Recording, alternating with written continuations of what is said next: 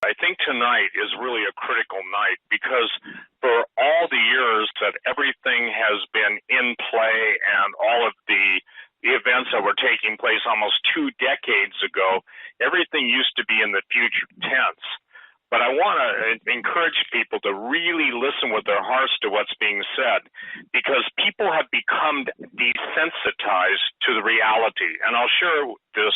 I believe that the words, and these are just a few of them, collapse, crisis, panic, cataclysm, financial meltdown, day of reckoning, all those words have lost their meaning due to overusage and due to MK Ultra. Now, I want to share this. It's critical that those of you who have not been to my website tonight or today, go and look at the MK Ultra background. You must understand how that has come about. Most people, Doug, and you know this, Ross and Joe, you encounter it every day, they just don't understand how the country could have come to this point.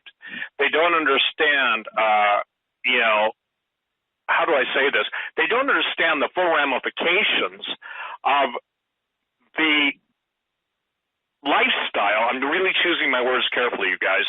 The lifestyle, everything that we've known as normal, everything we've taken for granted, most importantly, the living God, all the blessings we have received at the hands of a living God and a loving living God, the enemy of men's souls hates that.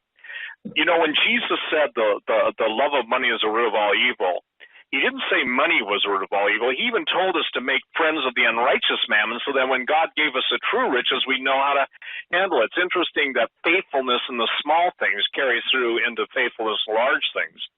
What Ross is going to talk about tonight, and I'll chime in, is the fact that there are events taking place that even if you put them into the context of 2008, the last, really crisis period, every single event that led to the economic collapse, I believe the disintegration of small business started then, and now the Baltic Dry Index, Ross will explain all that. What we're seeing is God bringing the nation to a standstill. Retail is finished. It's over as you've known it. McDonald's, closed 1,000 stores, Walmart, 269 stores. And by the way, that's a number we'll deal with later in the show. But what we're seeing is the Illuminati signature all across the world. Global upheaval. Let me make this simple. Every nation state is to disappear, to be turned into a specific region. As Michael Savage has brilliantly said over and over, borders, language, culture, national identity is being merged into this giant globular cluster called the New World Order. And anyone who doesn't take the Luciferic initiation, according to David Spangler, gets to be murdered. You won't enter into this New World Order without that, what would you say, initiation. So I'm going to turn it over to Ross, but ladies and gentlemen, I want you to understand what's at stake here. Those of you who are parents and have kids, their futures. Those of you who are grandparents and have grandchildren. And this isn't doom porn. The Lord rebuke those people that use that word. Whenever people can't handle the ramifications of what they have denied, the only way they can respond emotionally, and certainly not intellectually, is to attack the messengers. Everything Ross and I will talk about tonight is a matter of record, but think about this. Think about how many times you've heard the word collapse, crisis, panic, yet all of that doesn't mean anything to the majority of people in the United States. Now, obviously, it means something to preppers and people who understand the wise man sees evil coming and hides himself from it.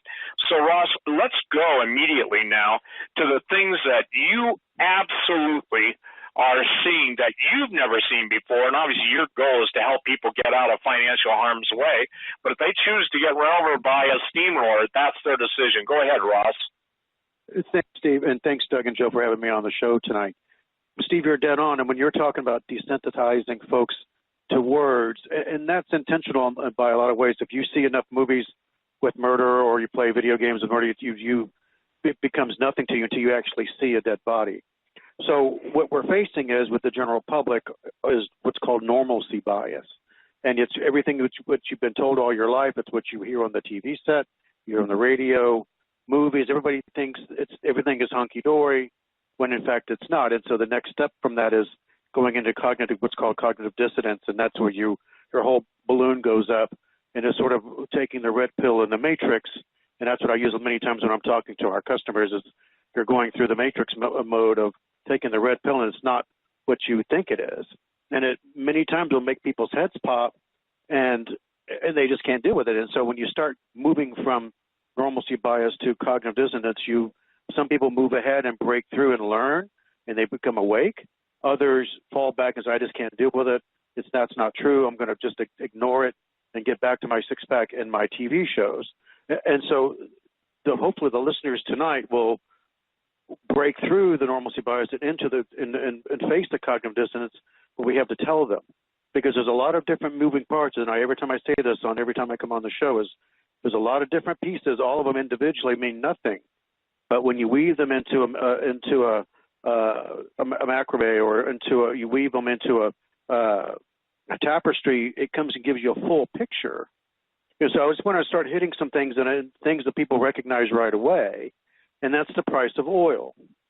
And so until now, the oil was down at 28 and some change, 28.78 on the West Texas, and then the Brent was even lower. It's popping up and down, but it's still staying. The resistance still is back at 30. So many people are saying the oil is going to go down to 20, to 15, to 10, and so people go, oh yay, the gas pump's going to be less. And there's actually stations in Michigan who are selling gas today in the 70 cents to 80 cents in a price war, which you haven't seen since the 60s and 70s. So people are selling gas for, in some places, 55 cents to 65 cents a gallon, unheard of. I haven't seen that since I was in the 78 in high school. So that everything, though, that's awesome, but they don't realize what that does from a ripple effect within the economy. All of this, up until recently, when the oil started to take a major slide at the middle of last year, we were almost energy independent. I would say for 36 months, we were probably energy independent because all the shale and everything was pumping. We were actually ready. That's why they passed the bill for Texas and other states to export oil directly and not having to go through a centralized place. Individual states could now export their own oil, which is going to be a boon for Texas. And so now with this bust, it's changed all the rules. And so we were almost energy independent, or were for a short period of time. Then the Saudis put their pressure on, and then we were trying to play the strategy that, oh yeah, well, the Russians are using the oil pricing to build up their military, and so we're at a de facto state of war with them, essentially in another Cold War, or I would call it a colder war, because I think back in those days we had what was called mutually assured destruction. That doctrine is way out the window, and Putin's already said he has no problem using a first strike to take care of business. So now we're in even a colder war, and now they think, well, we're going to destroy them with bringing their oil revenues down. But nobody, either they intentionally or in cahoots with Middle Eastern countries, they brought this number down, and the break-even price for shale oil is probably around $50, depending on the operator. It could be as low as 30 for some of the more efficient ones. So now you have oil companies going belly up. I can tell you in Texas, where we are, at the height back in the early 15, there was 190 rigs running across the state of Texas. Today there are 60 or less, and they're dropping day by day. And so you think about that, and that impacts not just the oil rigs and the workers on the rigs. That's unemployment right there.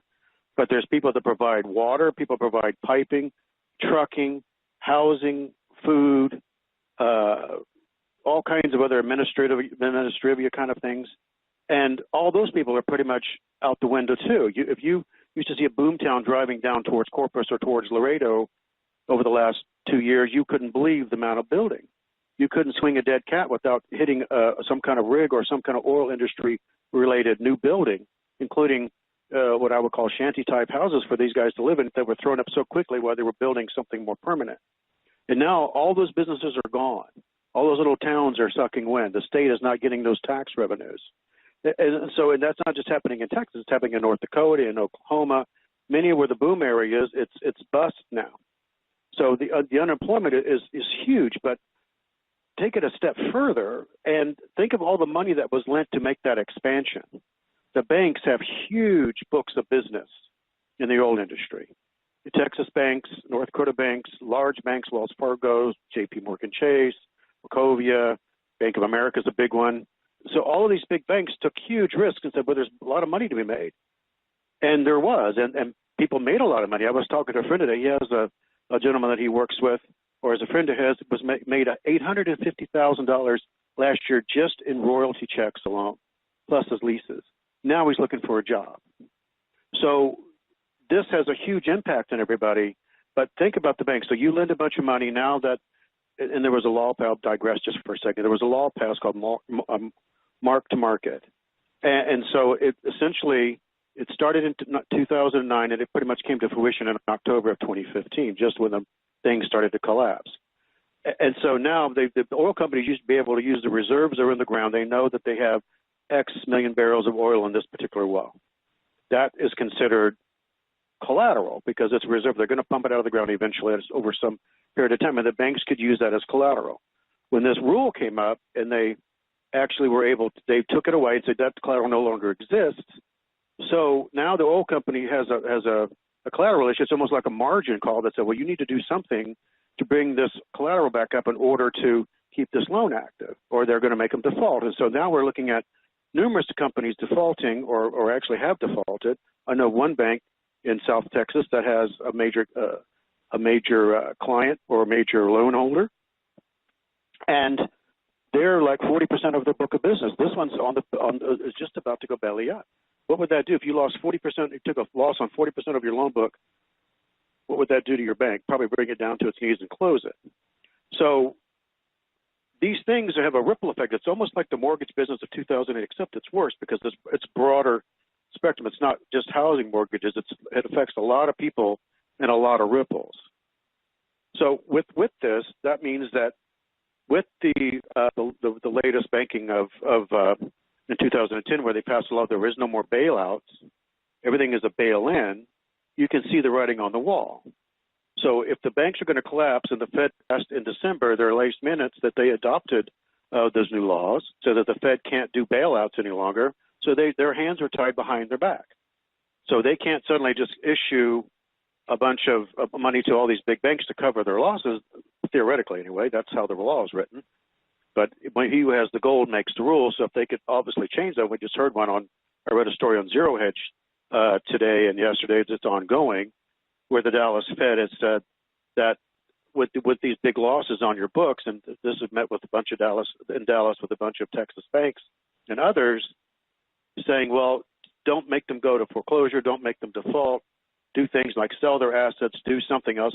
If the last step here is ignore the mark to market price, which means that they can bring that equity back up and those reserves back up, but that will cover for the short term. So the shell game, this three-card Monte, is working again, just like it did in 2008. Again, except it's going to be much worse. So Steve, my biggest concern right now is, well, one of them is the oil, and it's the unemployment that goes along with it. The government just released. Go ahead. I'm sorry, Rob. I thought you were finished. Go ahead. So the next thing is that affects unemployment. So one of the things I keep track of is the unemployment rates, because you see, well, unemployment's at 5%. Then you see we dig into the numbers, and the number of the population that's employed is employed or is actually part of the workforce is at its lowest level since the 70s. And so, but you go and dig deeper, and there's two different numbers. There's a U3 number and a U6 number. The U3 number is what they always publicize at 5%. And so most people can look this up. Look up U3 versus U6 on Google it or whatever browser you search it you want to use. But if you look at that, the U3 number is 3%. People that are actively involved when they do their 33,000 calls and they talk to all these folks. 5% of the people said they're unemployed. But you take that, the actual U6 number, which people that are only part-time workers because they can't find a full-time job or they have a second job for economic reasons, they've given up hope, they're even just remotely attached to the employment situation, That number is at 9.9. It was in 12 and 13. It was in the 18% range, 20% range. So it's come down significantly. But just think about it. 1 in 10 people, conceivably, at 10%, is unemployed. So what does that, to your point earlier, retail, what does that do to retail? Walmart's stores, McDonald's is closing, 1,000 stores, Gap is closed. All these different companies, all these retailers had a terrible December. That big push in December didn't happen. Amazon had a great year, relatively speaking, to the retail, to the brick and mortars, but the folks that the overall retail is in the tank. So people aren't spending their money. Their debt is going up. So again, we're just getting right back into that 2008 cycle, Steve and Doug, that is not good. So we're going to get to like the Lehman Brothers, Bear Stearns kind of situation, except it's going to be caused by something different. It's a global shutdown with China, which I'll get to in a moment. But oil is a huge thing. I mean, it's pushing us towards deflation, which is bad for everybody, and it's really hard to get out of. So, Steve, did you have a comment? I'll go ahead and turn it over to you for a moment. Yeah. I think that one of the most critical and telling numbers is not statistics or charts, Ross. It's the Baltic Dry Index. The Baltic Dry Index is just a composite, a tabulation, if you will, of how many ships are coming in with freight, how many ships are coming in importing products in this country, obviously products going out of this country and exports. But one of the telling things about the Baltic Dry Index is basically, I'll make this stand, how it filters through to the trucking industry. Now, truckers understand it. I get truckers' emails every day. I have a lot of truckers that listen to this program, either real downloaded or wherever they're at. But the point is that they can't deliver goods. Well, we've become a service-oriented society. Listen, a PhD in whatever venue of education, he's got to feed his family too, just as a plumber or a carpenter or any of the builders, people who actually add value. So when you see the Baltic Dry Index going lower, and we were speculating, ladies and gentlemen, that we wouldn't be surprised to see it 322, which is obviously, Doug said that, the Illuminati number, and I said I wouldn't be surprised if it's 333. So still falling today. What was it, Ross? 369? Right, 369 as of the start of this program, which was down from 373 on Friday when I looked it up, which was down now, the high of this last. Yeah, let me just go there really quick. Look at this. I want you to see, and ladies and gentlemen, this is about teaching. Ross is the guy who's going to give you the financial stuff. But notice 369, notice the 69. Notice how many Walmart stores are closing. 289. Why not 270? Why not 250? No. Look at this. Look at David Bowie. David Bowie, basic, really into the black arts, really into Satanism. His newest album, Black Star. Black Star directly relates also to the Nazis' Black Sun. Now, what's critical, and then Alan Rickman, the actor who was in Harry Potter, he also died at 69. Okay, they all died, both of them died at 69. So the point is no. Yeah, so there's a 69. Now, I want to share something, okay? And I want people to know that there are a lot of people that come on the scene. I'm going to turn right back after you after I read a certain segment. In 1992, June 27th, I received a word from the Lord. Now, the way you know if a word is from the Lord, you take it to the Lord and you see if it's fulfilled. The problem with Christians is they think if a word is given, a word is given, that if it doesn't come to pass in the immediate future, that's not a true word. And listen to this, okay? And this is on my website in the prophetic words. It's in the 1992. The government of your land worships at the altars of Mammon. The evil they do is an affront to my righteousness and an attack on my throne. And now hear their judgment. In one day I will bring down their financial system. The entire world will stand in awe. The politicians will run to and fro, unable to do anything to stop the onslaught of my judgment. Your country will come to a virtual standstill. No planes will fly. No trucks will run. No trains will run. As food runs out, millions will flee the cities as drought and famine begin to take hold. Total chaos will ensue. Panic will break forth, and there will be much death and sorrow. Those who fall in the city, and those who fall in the sea, as they die, plague will break forth and pestilence will follow. Millions will wander your highways and byways searching for food just to continue living. Now, that's 28 years ago. 28 years ago. And 1992, 2000, 24 years ago. There's an earlier one that I got confused on, 1987. So the point is that what I'm trying to say, Ross, Doug, and Joe, that's going to come to pass. And everybody's too busy to even begin to imagine the fact, or would not even acknowledge that was, quote, a true word of the Lord. Now, people can say, I don't believe it. Well, fine, you don't. But the point is, it's going to come to pass. So I think the critical word here that I can't articulate, maybe you can, Doug or Joe, jump in, or Ross, the word panic. Okay, the word panic is such a word that you'd think it would be it wouldn't be necessary to try and define it.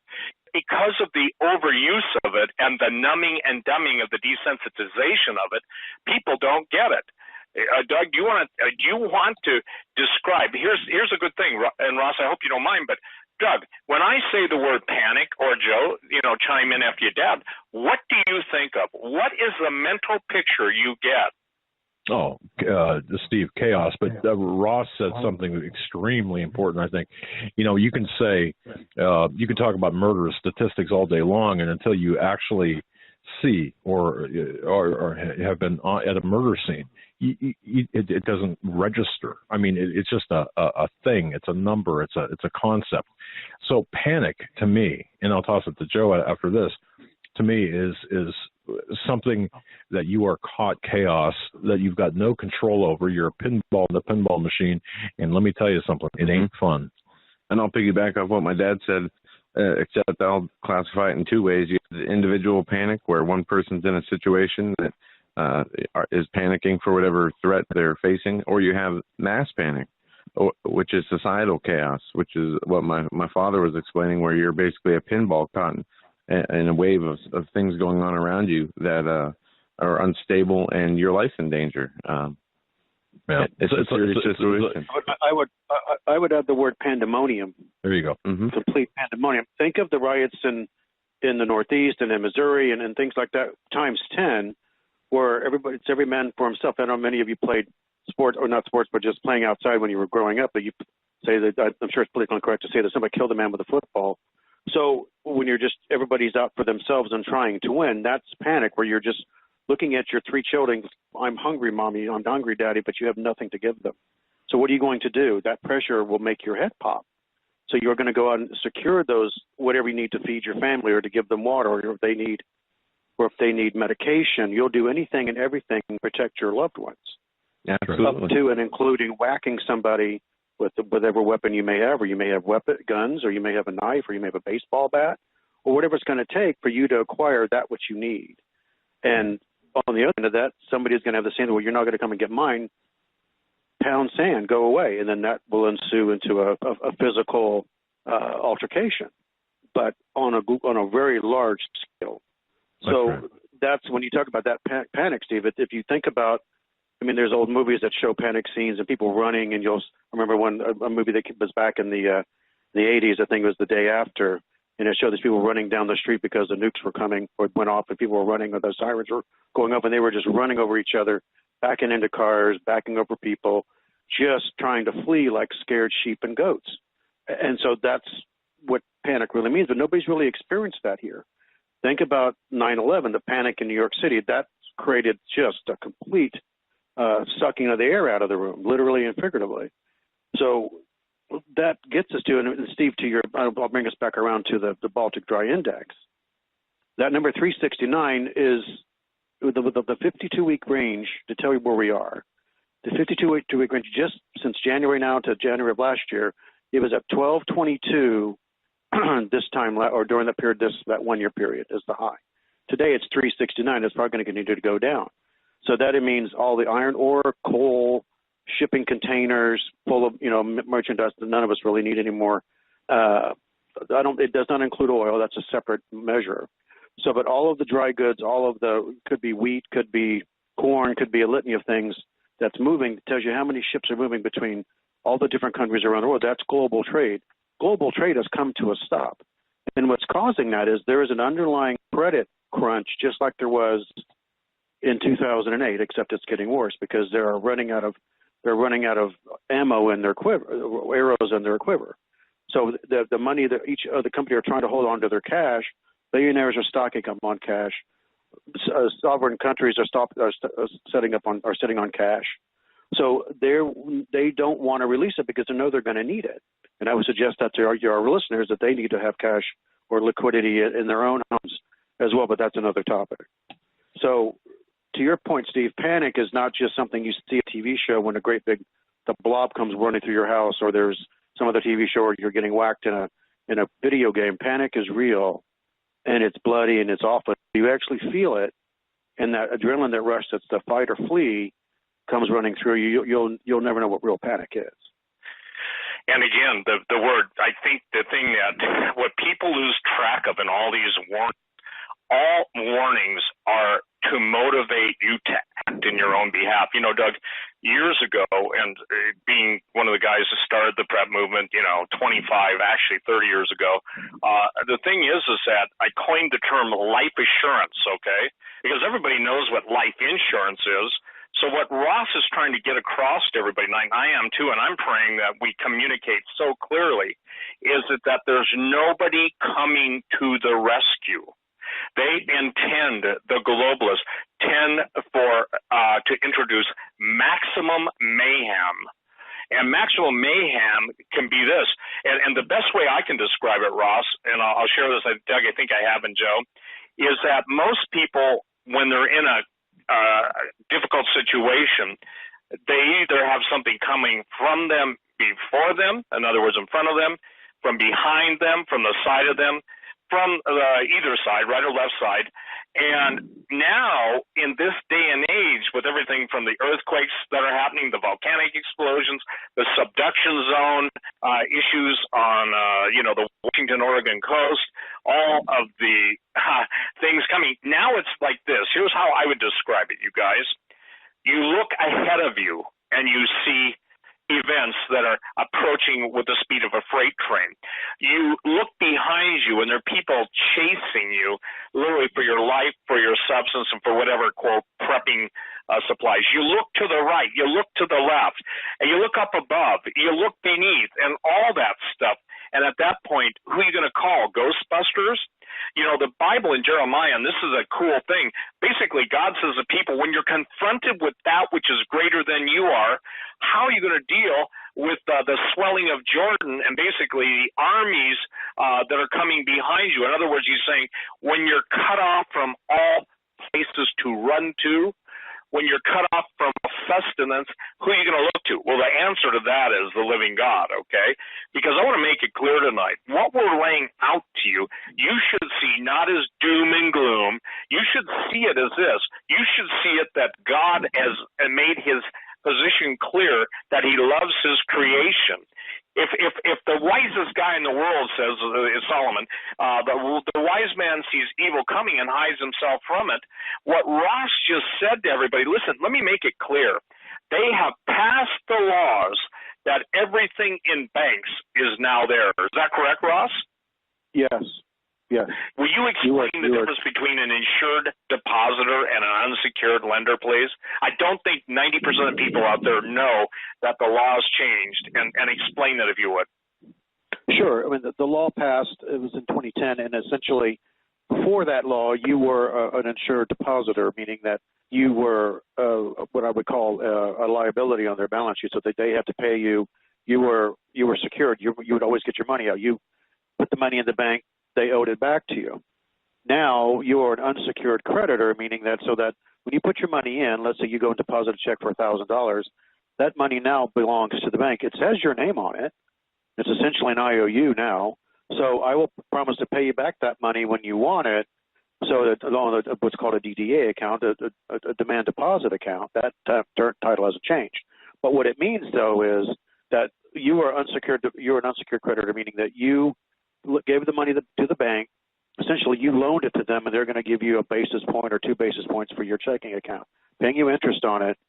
And so, but if you want that money and they don't have it, they can say, no, you can't have it. So if the bank does a bail-in, meaning that they're going to take your deposit, they could give you a haircut like they did in Greece, and you have no recourse. So many people have probably got new statements in the mail saying, here's your new terms of your deposit account. They changed all the write-ups in all the major banks that I know. At least I know they did at Chase when I worked there, and other banks. So nobody reads those terms. Nobody even looks at it until somebody tells them that now you're an unsecured creditor. So people that are ahead of you are other banks and the Fed and major corporations, whoever that can or ahead of you in line. You're sort of at the bottom of the barrel. So when they get down to the bottom, they'll pay you if they can. Now, they also, well, you have FDIC insurance up to $250,000. Now, that's true. You do have that, but when the funding authority for that only has enough to really fund that, maybe 1 or 2% of that number, you're left holding the bag. So if they do a bail-in like Greece, you really nothing you can do about it. You're going to get a haircut. So in the event that these oil loans and other oil-related industry loans, could be for rigs, it could be for trucks, could be for piping, paying bills, paying payroll. When those loans go belly up, guess who's holding the bag? Not just the banks, but you are holding the bag now, because you are unsecured creditor to the oil industry as well, because your money was used to lend to them and expecting a nice return, and they would make their spread and pay you your 2 or 3 basis points and make money and show great profits in each quarter. So, but that's in the worst case scenario, everybody's holding the bag anymore. The bigger difference, you were a liability versus a creditor. So before you were required to be paid, now you don't have to be paid. You're secondary. So, Steve, I hope that helps. So let me add this to put it into perspective for everyone. That means that if there are deals on the books, meaning banks are speculating, banks are investing, anything that causes the bank to have a loss, you are proportionately responsible for that loss. Is that accurate? Yes. And so that was the Dodd-Frank Act. That was the Dodd-Frank Act, if people want to look it up. Yep. So the point that I guess that's really critical right now is to understand that that's a huge change. Yet, you know what? I explain that to a lot of people. Some of them are mutual clients, Rob, and some of them get it. But you know, when I talk to the average person, they shrug their shoulders. They shrug their shoulders. And so when we're talking about, look, jobs, the crashing of the oil and coal business, hello, does anybody think that's going to be good for this country? The fallacious lies that somehow ethanol would save this country, or wind energy, or solar, hello, does anybody get it? So I guess the thing is, it's kind of this. You can either put your hands in the lying, adulterous, perverse system, or you can start to take control of your own lives. I can tell you this, after being, I don't know, however long I've been on talk radio, and Doug, I'm sorry, this is a bad attitude, but I don't even care anymore. I've just gone through, and Todd, you'll appreciate this, buckets and buckets of the CDs and tapes that, you've gone through to get up my archives. When they come up, we'll tell people those are all the shows I've ever done. And what you look at, Doug, and you'll do this in retrospect someday too, or Joe will, or whoever, follows you. And I'm not speaking about an untimely death, but same thing with you, Ross. What we leave to the next generation, the Bible says they served their generation well. The Bible talks about those who pillaged their generation. How many years, Ross, have others, you included me, been saying, we're literally eating up our children and grandchildren's future? But that even that people don't understand. You want to comment on that? I think what I'm trying to do, Ross, is get people to understand it is their short whatever, the short span of time. Yeah, so go ahead and answer that if you wouldn't mind. Sure. I mean, the fact that the amount of debt that we have in this country is unsustainable. For instance, the 19 going on $20 trillion that was pushed through, hammered through by the anointed the anointed Speaker of the House, Paul Ryan, and then gave everything to Obama just like Harry Reid would have. So that $20 trillion debt is unpayable. I mean, there's unserviceable. So when you start to see them creeping up interest rates, you start to see treasury rates can't service that debt. So when we spin ourselves into oblivion, that's essentially saying, okay, when I die, I'm going to leave you $300,000 worth of debt to my children, but you need to pay that off because I don't care because I'm dead anyways. You guys need to pay it off. And that's essentially what we're doing. So instead of leaving your children an inheritance and a nest egg and a college education for your grandkids or your great-grandkids or a beach house or whatever you think you want to leave to them, what the government is doing it to you is that they're essentially tying the hands of your children and grandchildren and great-grandchildren at this point to a point of slavery where they're never going to be able to pay this debt back. So I have 25, 30 years, God willing, to live longer at my age. So, but after that, my kids take it on and my grandkids take it on and they take it on. It'll never get paid back. So we've enslaved ourselves with debt, and nobody really seems to care. That's just like falling on deaf ears. That's that normalcy bias. Well, there's nothing we can do about it. And they embrace different candidates that talk the talk and say this different thing, but nothing ever changes. We vote different people in. We're going to stop this, but they just grease the skids and move it on. Everybody gets co-opted and does the same thing. So in the revolving door between corporations and government and financial and banks and Treasury Department, how many, you can go and look at how many times has the Treasury Secretary in the modern era not been a Goldman Sachs employee formally, either a chairman or a senior vice president or some investment banker. Big piece of Goldman Sachs has always been the next Treasury. Bernie Sanders said, no, Goldman Sachs will not be my Treasury Secretary if I get elected. So he must say that for a reason. I'm not proposing it. I'm not, for any of these candidates. But at the end of the day, we have to think through what we're doing. What are you leaving the next generation? If you're selfish and narcissistic and you don't care, well, I can't help you. But if you want to be altruistic and you want to help your children, you want to help your neighbor and your community, things need to change. And can you change it at the $20 trillion level? Probably not. You can probably change it for your family, for your friends and your church members and neighbors and things, but you can't do it on a global scale. It's just you don't have the wherewithal. So that's where people say, well, if they shrug their shoulders, you said, Stephen, there's nothing I can do about it. You can do it at a micro level. You can't do it at the macro level necessarily unless there's a groundswell of people voting somebody that can make it through the gauntlet to get to where they can even become president or be somebody in Congress where you thought you did, but they get co-opted. How do you change that? It's beyond my pay grade. I don't know how to change that. I wish I could tell folks how to do that. You can vote at the polls, but if you can't get somebody to vote for, that's not going to carry the flag on, you got no shot. So it can be frustrating, but you can do it at a macro level in your own sphere of influence in your home and your neighbors and community. And I think that leads into the whole Chinese issue because, again, Doug, Joe, if we look back over everything that's been on talk radio for the past quarter of a century, that I've been talking about, others have been talking about, it's not that it's about those of us who have been doing it. It's about we're at the place now where when the Pope talks about a one-world religion, people want to argue, well, he doesn't really mean that. When he puts up a high-quality production, he really does mean that. People have to rethink when they're talking about a global ID card. We can't do anything, Ross. Here's a proverb. And I love quoting Solomon before he, went wacky, but he said, if the foundations be destroyed, what can the righteous do? And I'm telling you, here's the problem. Here's the disconnect. And I'll turn it right over to you, Ross, to go into the Sino-American economic war. The fact is that the foundations of this country are destroyed. The very principles embodied in the Star-Spangled Banner. Yet people still shake their head. They get all caught up in the politics, and yet they don't recognize this. You can't build something new on a foundation that's crumbled. So the Sino-American economic war of attrition That's what's going on right now, and China is calling the U.S. bluff. Vladimir Putin is demonstrating, he's a man of action, not a man of par 4 golfer. I don't know anything about golf. Forgive me, golfers. So, foreign policy can't be won, and military decisions can't be made on a whim. Yet that's what's happening. Listen, America is self-destructing.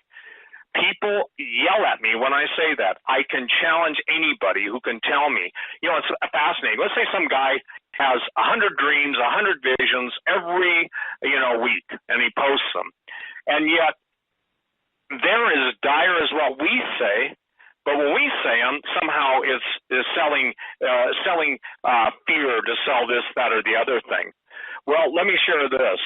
When you buy life insurance, you go out and you spend whatever it takes to cover your family in the case of your untimely demise, or you know that your time is up, because you care about them, you care about the next generation.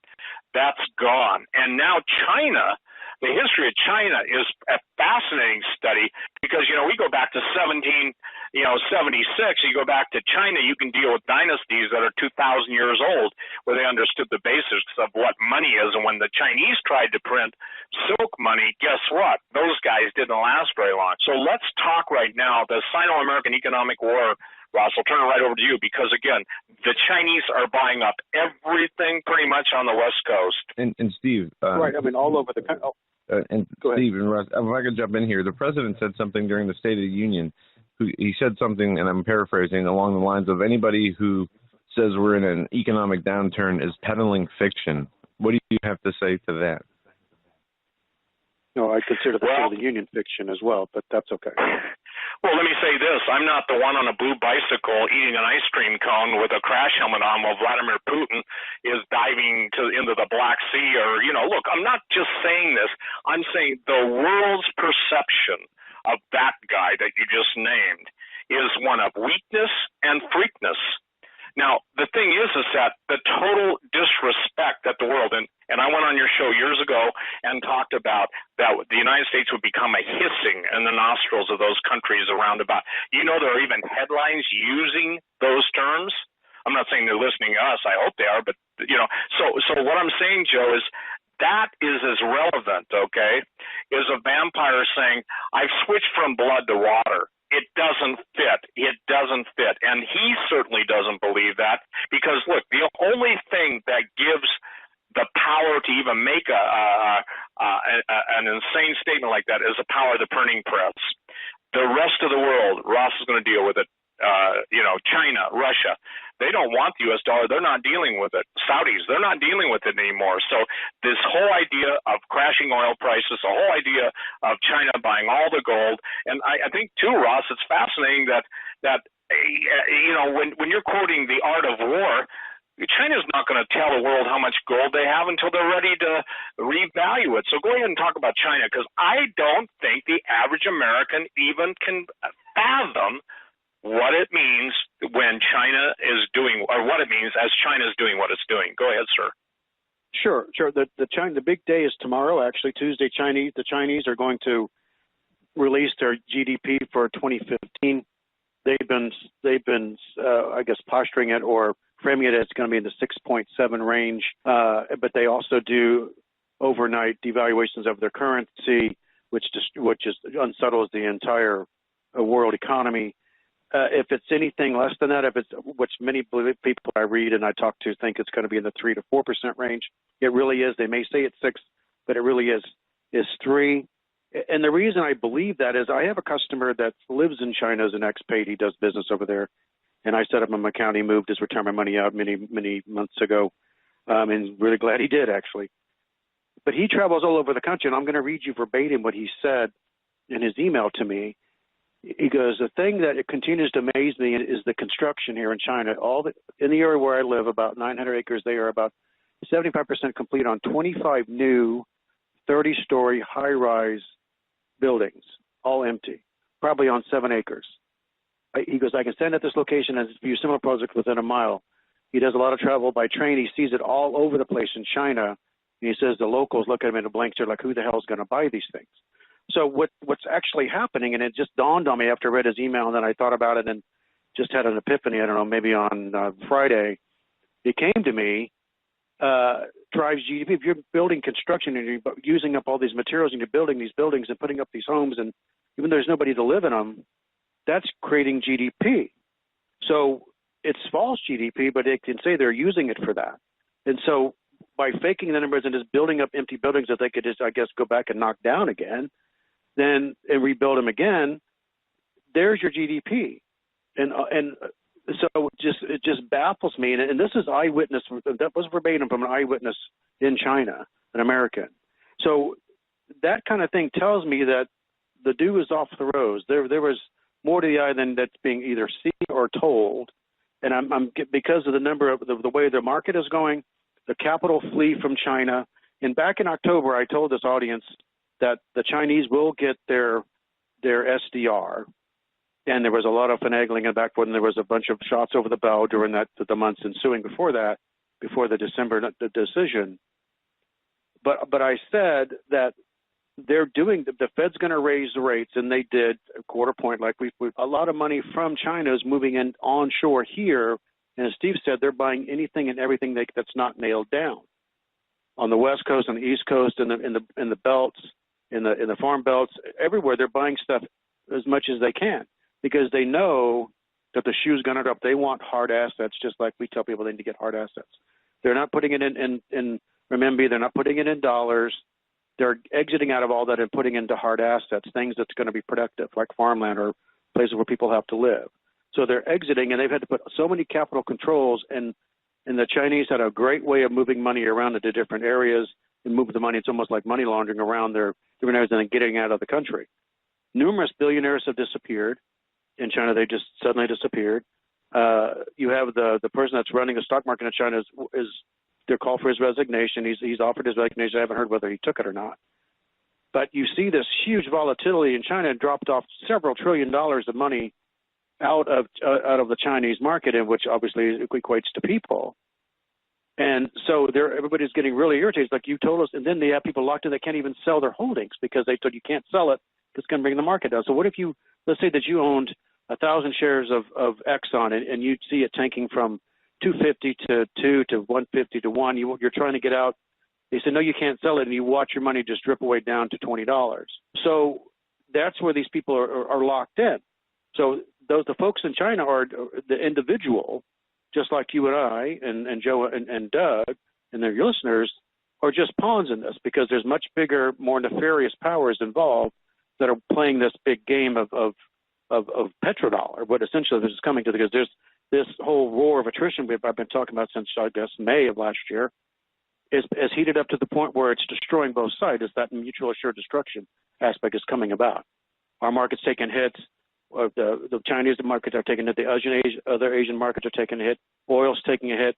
Gold, on the other hand, has come back down, but it's still moving back up again. So it's going to start balancing. Now, gold is manipulated just like anything else. Steve, you can attest to this. But and I'm digressing a little bit from China, but they're big buyers of gold, and you were talking about the gold hoards that they have. You can watch Americans as the price of gold goes up. People chase it going up, and I think, Steve, you and I have talked about this a couple of times. People chase the price of gold going up and ignoring it as it going down, saying that's a bad investment, when they have it completely reversed. So what happens is gold has run up. It's probably run up to I think it's at 1188, 1190 right now. I can guarantee you in 3 or 4 days it's going to drop again by $15 or $20, because the people that are running it up are shorting it on the other end. So people chase the gold up. The banksters and the people that are manipulating the market short it. They make a ton of money. Then they run it up again. It's like an O-scope. You can actually plot this on a graph. You're almost creating a sine wave of lead up and short, lead up and short. So I just want everybody to be cautious, because the Chinese are doing the same thing, and you're wondering where I'm going with this. But at the end of the day, you have falsities everywhere in the economy, whether it's Chinese or in the Americas or in Canada. The Canadians are suffering big time because of their exchange rate against the dollar. So the Chinese and the Russians are saying, look, we're tired of the American game and the homogeneity of the Americans. We're tired of Americans just printing dollars because of the petrodollar from the 70s.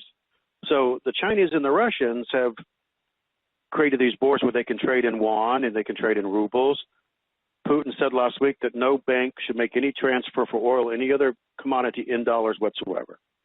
The Chinese are doing the same thing. So now that the yuan is going to be in the SDR, more and more countries are accepting the yuan as a reserve currency and being able to trade directly with yuan versus having to go through the SWIFT system and transfer one currency to dollars and then dollars into this other currency. They're cutting out the middleman altogether, which just adds more pressure to the petrodollar, and they're trying to get rid of it. But so you have the Russians and the Chinese working to get rid of it. You have the Indians and South Africans and Brazilians, all the BRICS are setting up all this infrastructure to cut the dollar out. And when we come back from the break, I'll give you a real-life story how gold from Dubai just disappeared. People thought it was ripped up or stolen.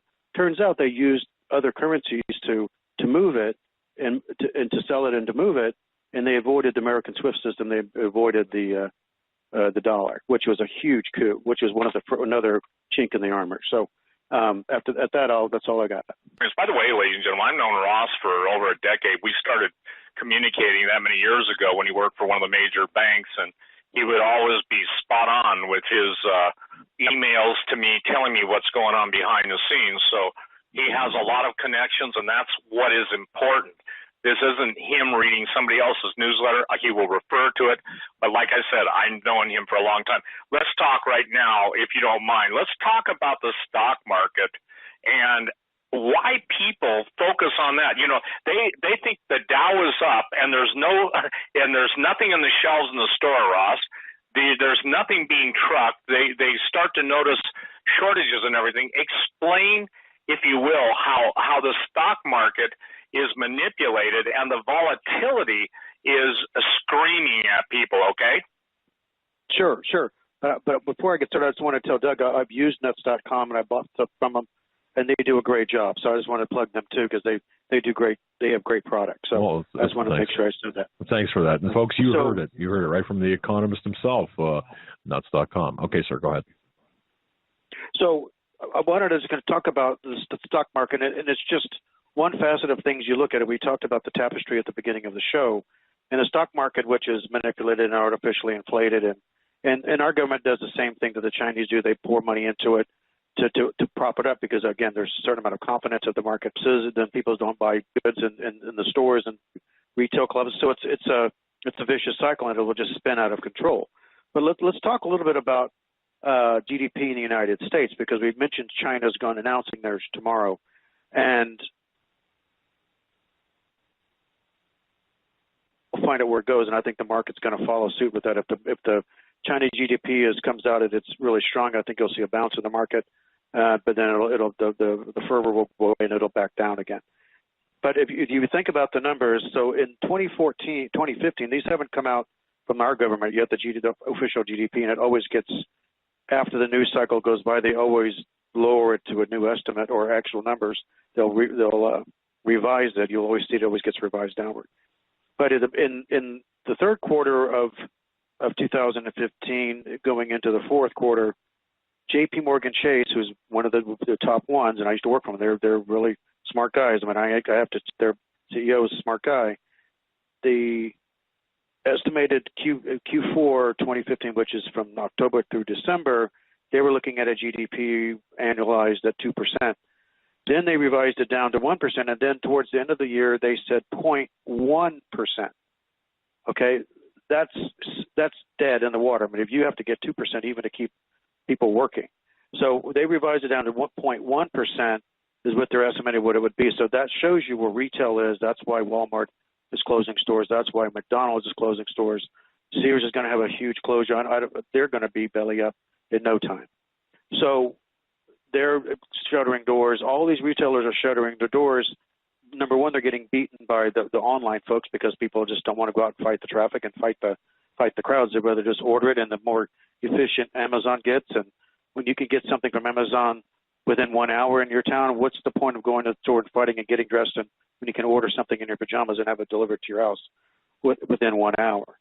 So our GDP is for no better word, is in the tank. And so you'll see the numbers revised down, and people that are not working, and it correlates back to the 9-point number of unemployment, and you're starting to see layoffs in big banks. You're seeing layoffs in some startups, some big major people that are startups that are suddenly laying folks off that were supposed to be the bee's knees of technology. And what's causing a lot of that is that venture capitalists, I tend to call them, I've learned my own lesson on it, the vulture capitals, is where they're expecting a return on their money, not waiting years upon years saying profits coming, and their money sits there in the negative growth mode. Whereas before you had Facebook and Twitter and all these companies that were negative, and now they're starting to grow. Yeah, well, there's other startups, and people were patient with those startups, and there's a lot of other smaller ones that are coming that are pretty revolutionary technology-wise. Doesn't build community, doesn't help your neighbor, but it just makes you life as a supreme narcissist, makes you more important to others.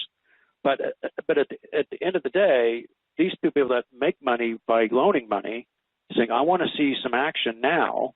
And so you're seeing some major players. I meant to write down a couple of them, but I forgot to do that before the show. But some major players that you look it up online, or major players are laying off folks that they never thought they would, because they thought they'd just keep growing and growing and have the growth curve of Microsoft or Facebook or Twitter's laying off folks. And so you have people leaving these jobs not on their own free will, but because these capitalists, these vulture capital guys, want their return on investment. And I can't blame them. I don't want to give my money to somebody that's going to take it and use it and not get anything in return.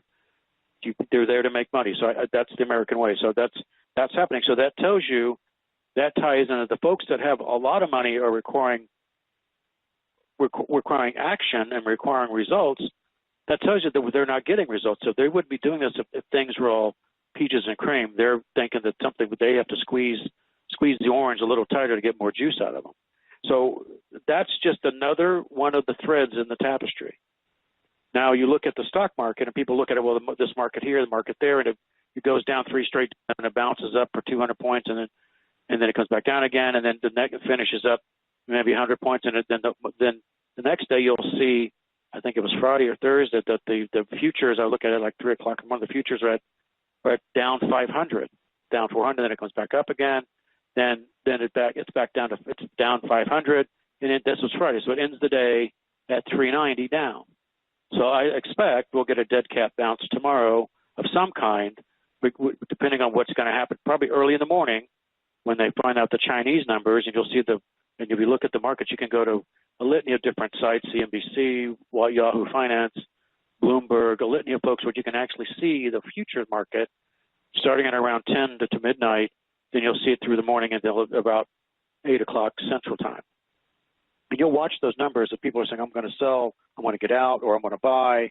And so that affects your futures numbers.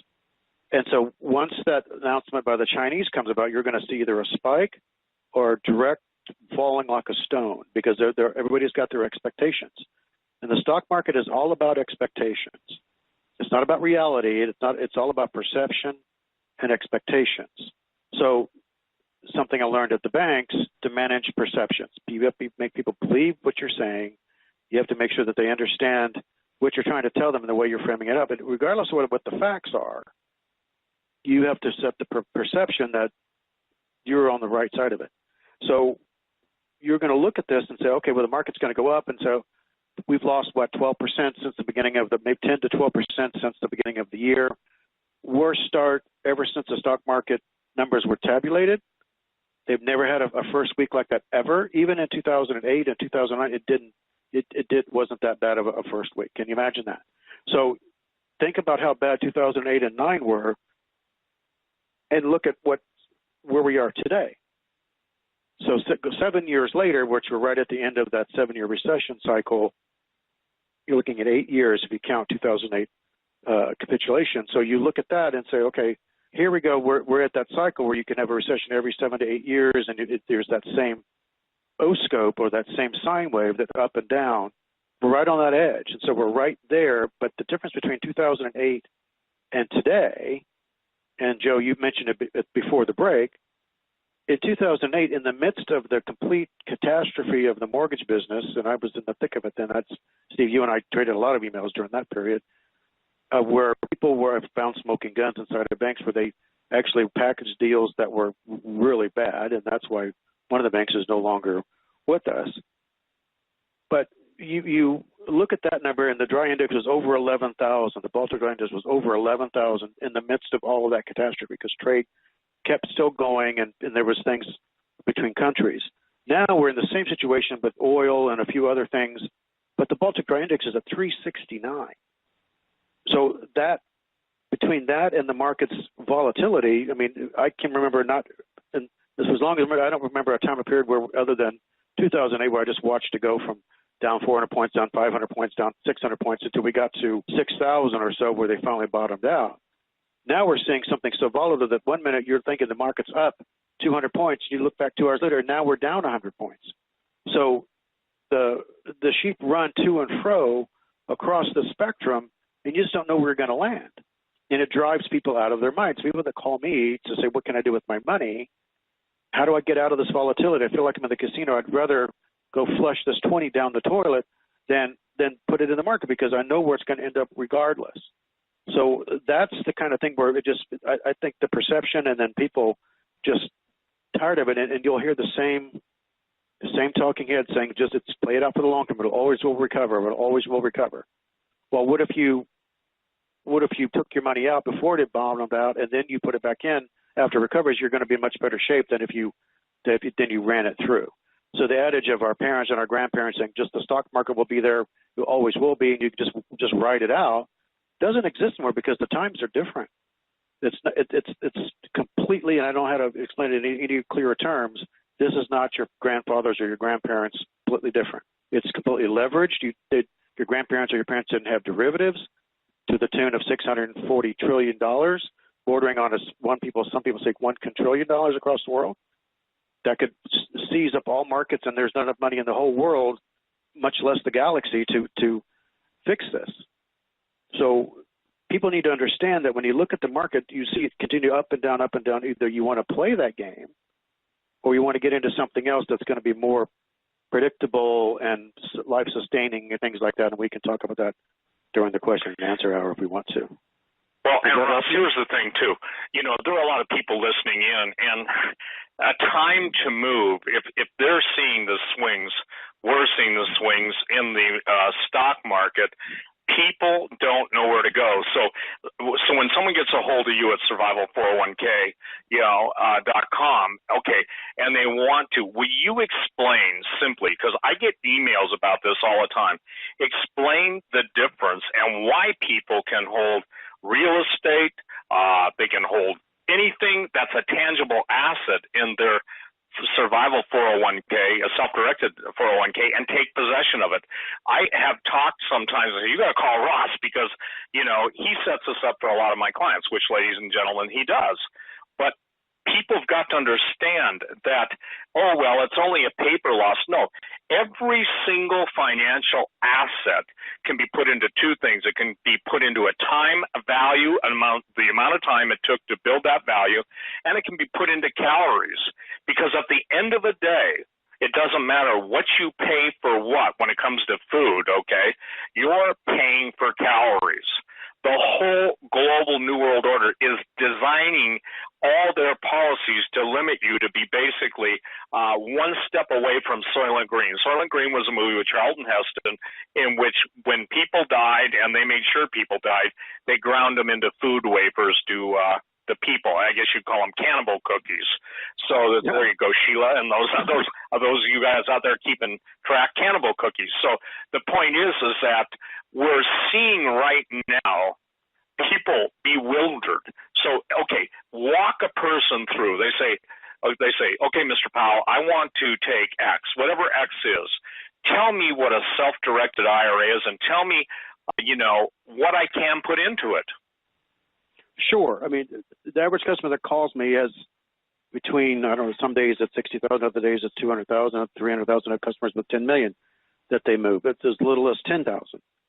But so essentially what they do is they're moving their stock market-based retirement, which is typical spread of equities and mutual funds and ETFs and some stocks and things like that. That's, again, stuck is in Wall Street. And the thing most of them don't realize, and once I finish them, they do, is that the people selling you those securities and all those things make money on you going in and going out. So regardless whether you make money, you could take a loss year after year, but your person handling it is going to make money on you, either on a fee or on a transaction fee or an annual fee. They make money regardless of what happens to you.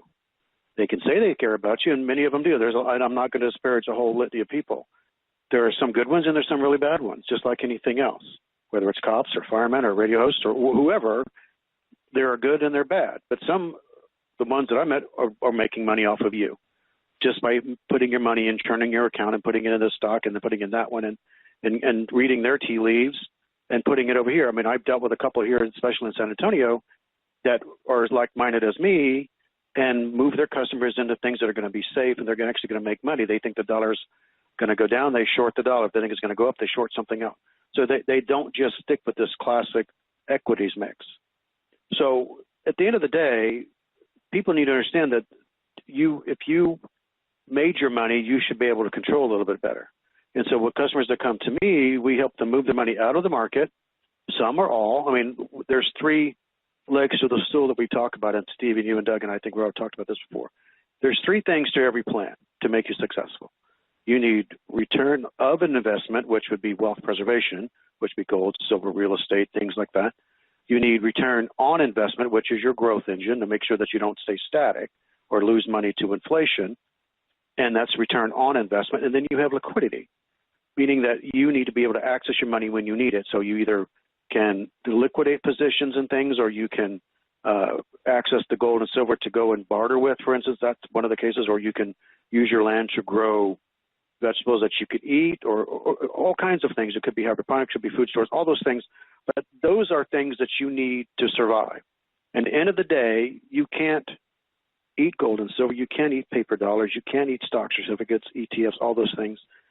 You're going to get down to the point in the near future, I think 2016, 2017 is going to be where it's going to happen, is that you're going to get down to the basic needs of shelter, food, and water, and the comfort therein. So that if it's too hot, too cold, wherever you want to be able to keep yourself warm, keep yourself cool, feed yourself every day, feed your family. I would hope you would provision for your neighbors in some kind of tithing function, that you take care of folks that are not as well off as you, mind that they may come and try to take it, so you have to be prepared for that as well. But the folks that come to me, we have to go through the whole education of, here's what you've been taught all along, here's your normalcy bias, cognitive dissonance, which may be 3 days, as early as 1 day to 3 days to a week.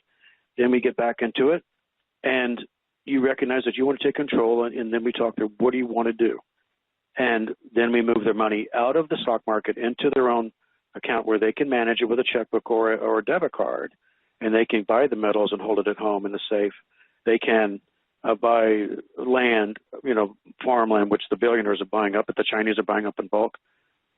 You have rental properties, or you have seller finance notes, or you have private loans, private equity, flipping houses, a litany of different things. Foreclosures. Here's the point. Hey, Ross, let me interrupt you for a minute. Explain, too, that a lot of the smartest guys, I post a lot of Eric King's news because Eric is in contact with, I would say this, and I told him, I said, Eric, I don't know a billionaire you don't know. But what a lot of them are saying, too, is this, is that people need to take personal responsibility, and just the return of your investment is now even taking precedent over return on investment. So let's take farmland. Let's take farmland, okay? I mean, people can buy farmland, can they not? They can buy land, and obviously land is based on location, but they can buy that out of their 401k, where that used to not be allowable in a 401k to have it in your own control. It had to be with a guardian. That is correct, is it not? That's correct. You are the custodian and the trustee of your plan, and you choose where you want to invest it. So right. So we recommend people talk to us before they just go running off willy-nilly. Let's build a plan, and you're dead on. The return of investment is the most important thing that you do today. Just your wealth preservation is the most important thing. There may be a year of wealth preservation over growth, and that's just now. Let me ask you this. And I want to put this because I know I may be jumping the gun because in the third hour you're going to take questions and stuff. But the idea that, do you believe, here's a question that I'm asking you, do you believe there's a disconnect with all the prophetic events happening and the announcement of basically a one-world religion? The Pope has pretty much made it as plain as anything, even is spelling out what the Book of Revelation had prophesied 2,000 years ago. Do you believe that if you can't, I made this statement years ago, if you can't touch it, you don't own it. But what do you think will be the leverage? Because at some point it's going to be a national ID. I think you believe 2017 is the start of the tribulation. People will argue over that. But if people don't put it into stuff they can barter with, they can even leave the country with, and, people say you can't eat gold. I want to correct you a little bit. I have made a habit of seeing what meals cost in different places in South America, Europe, the Baltic. I probably it's time to do it again. And what people don't understand, for instance, Buenos Aires, and some of the areas in Chile, and Scotty, one of my friends who lives down in Chile, said, "Man, Steve, you can get a meal here, and some of the, and in essence, an ounce of gold will pretty much buy you a minimum around the world of somewhere in the neighborhood of 120 meals. Okay, I'm calling it 1,200, 1,100. Let's say 110 meals." And then what's critical for people to understand is this, and I want your answer on this because I'm not trying to put you on the spot, but the time is coming based on the one world government, based on the one world religion, based on the global ID, where we're not going to be able to buy, rent, sell, or trade. Now, that's open discussion when the day actually comes. But, Ross, I think a lot of our standard investment advice, especially in the Christian world, is absolutely ludicrous, and this is my opinion, okay, is ludicrous considering the times we live in. You want to address that? In other words, if you have any type of paper asset versus in your hot little hand or whatever, and the national ID or global ID comes in, and they basically say we're taking everything unless you take the mark of the beast. Now we can argue over when mark of the beast goes into implementation. I think it's safe to say the technology for that to take place is already pretty much at the forefront of headlines. So I guess what I'm saying, I want people to understand something. You provide an alternative to standard paper-based assets. And if they are going to crash the world's economies, they being the New World Order, which they have said, as even people lost track of the statement by the president's, I forget the name of the guy, but one of the economic advisors for, what's his name, Obama, when I call him so many other names, I can't even remember his real name. The deal is that when they took office, they said we're going to kill the dollar. People don't get it. It was the dollar that settled debts in oil and international transactions that allowed the West to excel at everyone else's expense. And payback is going to be very difficult. So I guess it's kind of a statement and a question. The question is, do you believe, okay, given what you know, that paper outside of deeds and like pulling in Ezekiel and burying them, in a pottery jar or something, do you believe that outside of real property and tangible things that you will be able to buy and sell? Because we're told in the Bible that Christians will be locked out of the system, and we're already seeing that in the Middle East. Your comments? Sure. I mean, I think everybody needs to have either a skill or tangible object that they can barter with. I agree with that completely. As to when the tribulation starts, I don't know. I just put in my notes that it just seems like when President Obama, if he becomes the General Secretary of the UN, which he's petitioning for, or there's rumors thereof, and Netanyahu apparently is trying to stop it, and you have a Pope that says the things that he says, I'm just looking at things saying, well, that just seems to mesh all too easily. But to answer your question is, you need to have what I would say 3 months worth of things, either in food for yourself, but also for your bills and things like that. You need to have that either in gold or cash or other kind of things that you can barter with to take care of all that. But to your point, you can use gold and silver to buy meals or to barter. You can I tell some of my customers to store up things that would be considered vices, like, and it may offend somebody, but alcohol and cigarettes and other things like that. People don't stop drinking, they don't stop smoking once, even if the economy collapses. So those are things that are borrowable. It can be tools, it can be skill sets. If you're a welder, you're a plumber, electrician, mechanics, all those people are still going to meet you. You can barter that for food or energy or wood, cordwood or anything like that. So yeah, Steve, that you're going to be strained, or your situation and your family are going to be under a lot of stress to meet your day-to-day lifestyle. I mean, the people's idea of what their lifestyle is today is going to be completely different. The fact that they're going to get to the point where I'm just glad I got a roof over my head, I can eat, I like to read by, or I like to do something. I may be able to have hot water to take a bath in or shower, and I can drink water. So, and you have neighbors and family that can do the same. So folks are going to band together in neighborhoods or create what's called I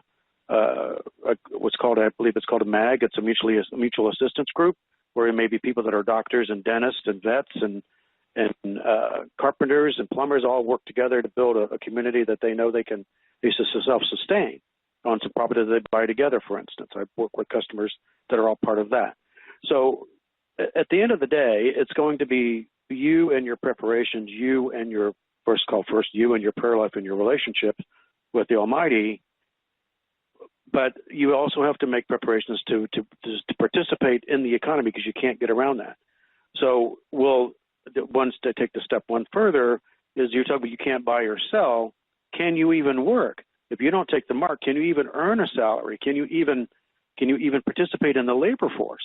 Or you have to be a 1099 employee, or you have to be where a lot of people that they say they're in the shadows or the shadow economy, many of them are undocumented workers. They live like that day to day right now. They can't go and participate in credit cards, or they can't participate in certain things because they're not actual citizens. So they have to work on a cash basis or a bartering situation. And Christians in general may be the same way. And I would even venture to even the very faithful people of the Jewish faith might have to face the same thing as well. So at the end of the day, we all have to be prepared to either want our neighbor and our relatives who may not be there. Does that answer your question? Does that get to the gist of what you're asking? Well, kind of, but here's the thing, and please, again, this is to give the issue a full view. It used to be that you couldn't have precious metals. It used to be, and by the way, you have people too, and I don't recommend this unless people are very sophisticated, but you have people putting in like high-dollar diamonds. My definition of a high-dollar diamond for all the jewelers and savvy people out there is color, internally flawless, 2 to 3 carats, which based on where you can find them, it seems like when the wealthy get wind of what's going down, they run to those things. Now, I'm not saying most people listening to this show go out and buy Picassos, but the one thing that's interesting to me is for something to be in the prepper's view, and people argue with this. Well, people say, well, I'm just going to trust God and he'll provide for me. Well, I say, if you live in that world now, I believe you, and that's not a question. But the question is if they do nothing and expect God to do everything, while watching, the latest nonsensical church service with 50,000 people basically preaching La La Land and click your red slippers together and you get to go out of here before things get tough. Here's the deal.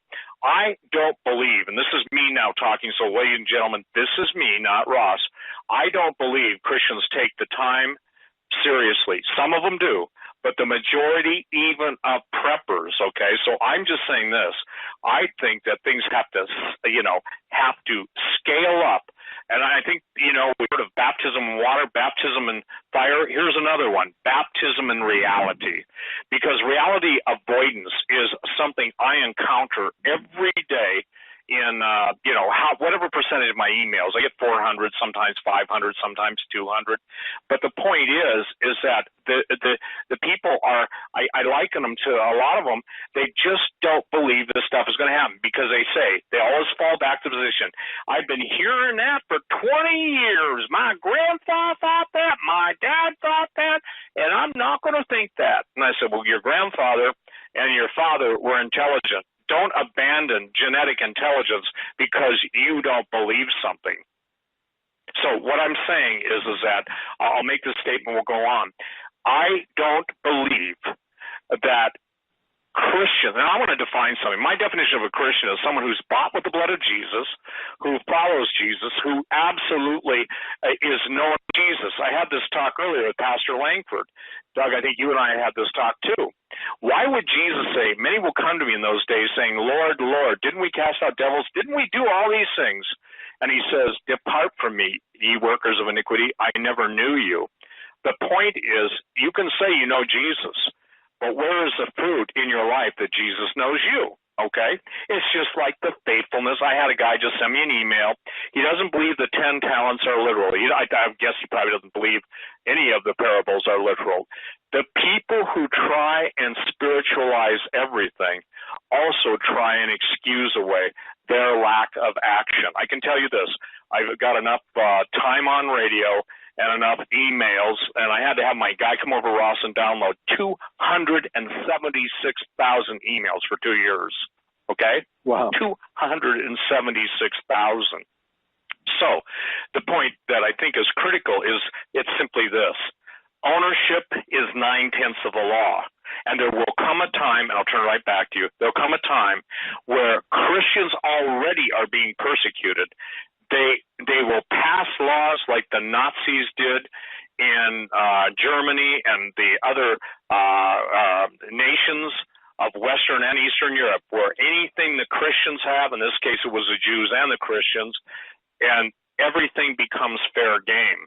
Everything. So I think the thing is that people have got to understand that the return of their investment is probably more critical than the return on investment, because quite candidly, unless you buy a product at one price and you can sell it for a higher price, just the fact that you still have it in your hands beats the guy that said, oh no, there's been a cyber attack in my entire 401k. That was $692,000. I actually know a guy who basically lost $485,000 and assumes he'll have the rest of his life to make it back. By the way, he's 55, Christian. Well, if he can, God bless him. But if he can't, he's got the peace of mind that he can touch it and he owns it. And that's all I want to say on that, because again, what I talk to a lot of people, as you do, but the major disconnect is Christians don't believe that day is going to come. Doug, do you encounter that too? Absolutely, Steve. All the time, and that's that's what we're fighting. And you know what, Steve? In addition to that, and I if you don't mind me speaking on this, or you can speak on this. No, you speak on it. Your show. Well, your show. Yeah, but you've encountered so much of this over the years. When we have shows like this, it's always categorized as fear porn, doom porn, or for example, we're talking like this to sell something, whether it be precious metals or food, and to me, I don't know how you survived a quarter of a century of talk radio. To me, this is talk like that is the most inane and irresponsible conversation. And I'm not taking, I'm not really taking to task those who say it. But those who know better and say it, I've got a problem with, because what we're seeing right now is really crunch time. When you have a Baltic Dry Index at 369, these numbers, numbers mean things, and this is horrible. And if I could jump in here, you have two types of people, though. You have those who have gone out and created survival foods or survival services and books for the purposes of solely making money. And then at the same time, you have those who are doing what they do to try to help people while running a business. And people have been, jaded in the past by, whether it's been mega pastors promising them, money for prayers for money or whatever, the prosperity gospel. Right. So there is people are timid about selling things or buying things from somebody who's giving a bleak message. But I think if people were to step back, pull the emotions out of it, and look at it from a practical perspective, that would help them understand also where people are coming from. But, right, and I think all your points are great, but I think one thing we need to bring into this is that if it was only us, four of us crying from the wilderness, so to speak, then that would be one thing. And we're trying to sell metals or 401k plans or get ratings on a radio show. That would be valid, and I think they would have the right to pull their arrows out. But when the Royal Bank of Scotland sends a newsletter to all its investors and saying you need to sell everything, buy bonds, buy gold, buy tangibles, that's another. That tells you then the UBS says start buy gold, sell everything else and buy gold. When these major banking institution and investment houses say sell what you got and move into something different, you probably should listen because they know something.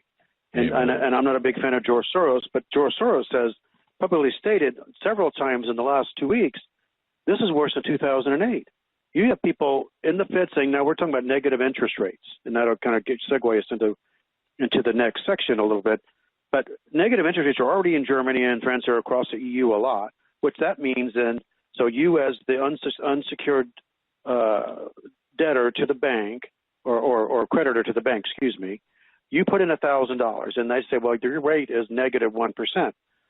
Well, that means you just lost $10. Because if you put in $1,000, 10% is $100, but 1% is $10. Your negative interest, your rate for your savings. So at the end of that 1 year, you won't have that $1,000 or $1,100, which you're used to. You'll have $990. So if you did it on an institutional level, so that means what they're trying to do is so you don't keep money in a bank, you don't keep it in cash where it's liquid, where it's sort of still a liability because you're going to want your money. You may want cash. And that leads us to the whole discussion of the war on cash. And I think the whole negative interest rate is going to drive where people say, well, I'm not going to leave my money in the bank, and then I'm getting maybe 10 basis points or maybe 20 or maybe even 60 if I'm on a jumbo CD for 5 years. I might even get 0.75 or maybe 75 basis points. But if they start saying, well, if you commit your money to a 1-year CD, we'll only charge you a negative 1% interest rate. But if you commit to 5, we'll give you 10 positive basis points.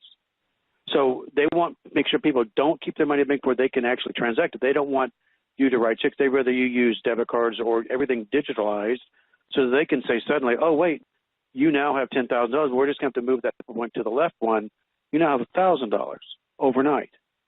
So that's why the war on cash is there, because if you have $10,000 of cash stuffed in your mattress or in your safe next to your 3 monster boxes of silver coins and in a sleeve of gold 1-ounce American Eagles, and you have $10,000 in cash, that's a direct liability on the bank. If you bring in $1 or you have these cash, they have to honor it. That's a liability. If you don't have that cash, then they control everything. You control everything. The same with the silver and the gold. If you can turn that into whatever the new world order exchange device may be, whatever the currency is, whether it's a world dollar, or it's a SDR, or whether it's some iteration in between, you have that will be directly convertible to that, unless they outlaw it, which they did in the 30s. But you'd be amazed at the level of compliance that was in the 30s. I still have gold, dime-sized 1/10 ounce type of gold coins I got from my grandma, that she little brown purse that we passed down generation to generation, had these gold coins in it. We should have turned them in, but now it doesn't matter because it's all is forgiven.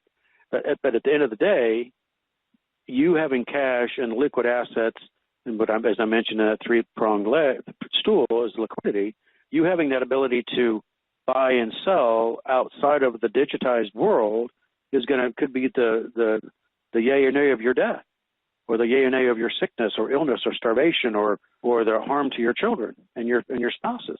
So you're going to see that as the war on cash heats up, and they're going to try to push inflation. I mean, a lot of people are saying that deflation is on the horizon. Great articles on Zero Hedge on that as well.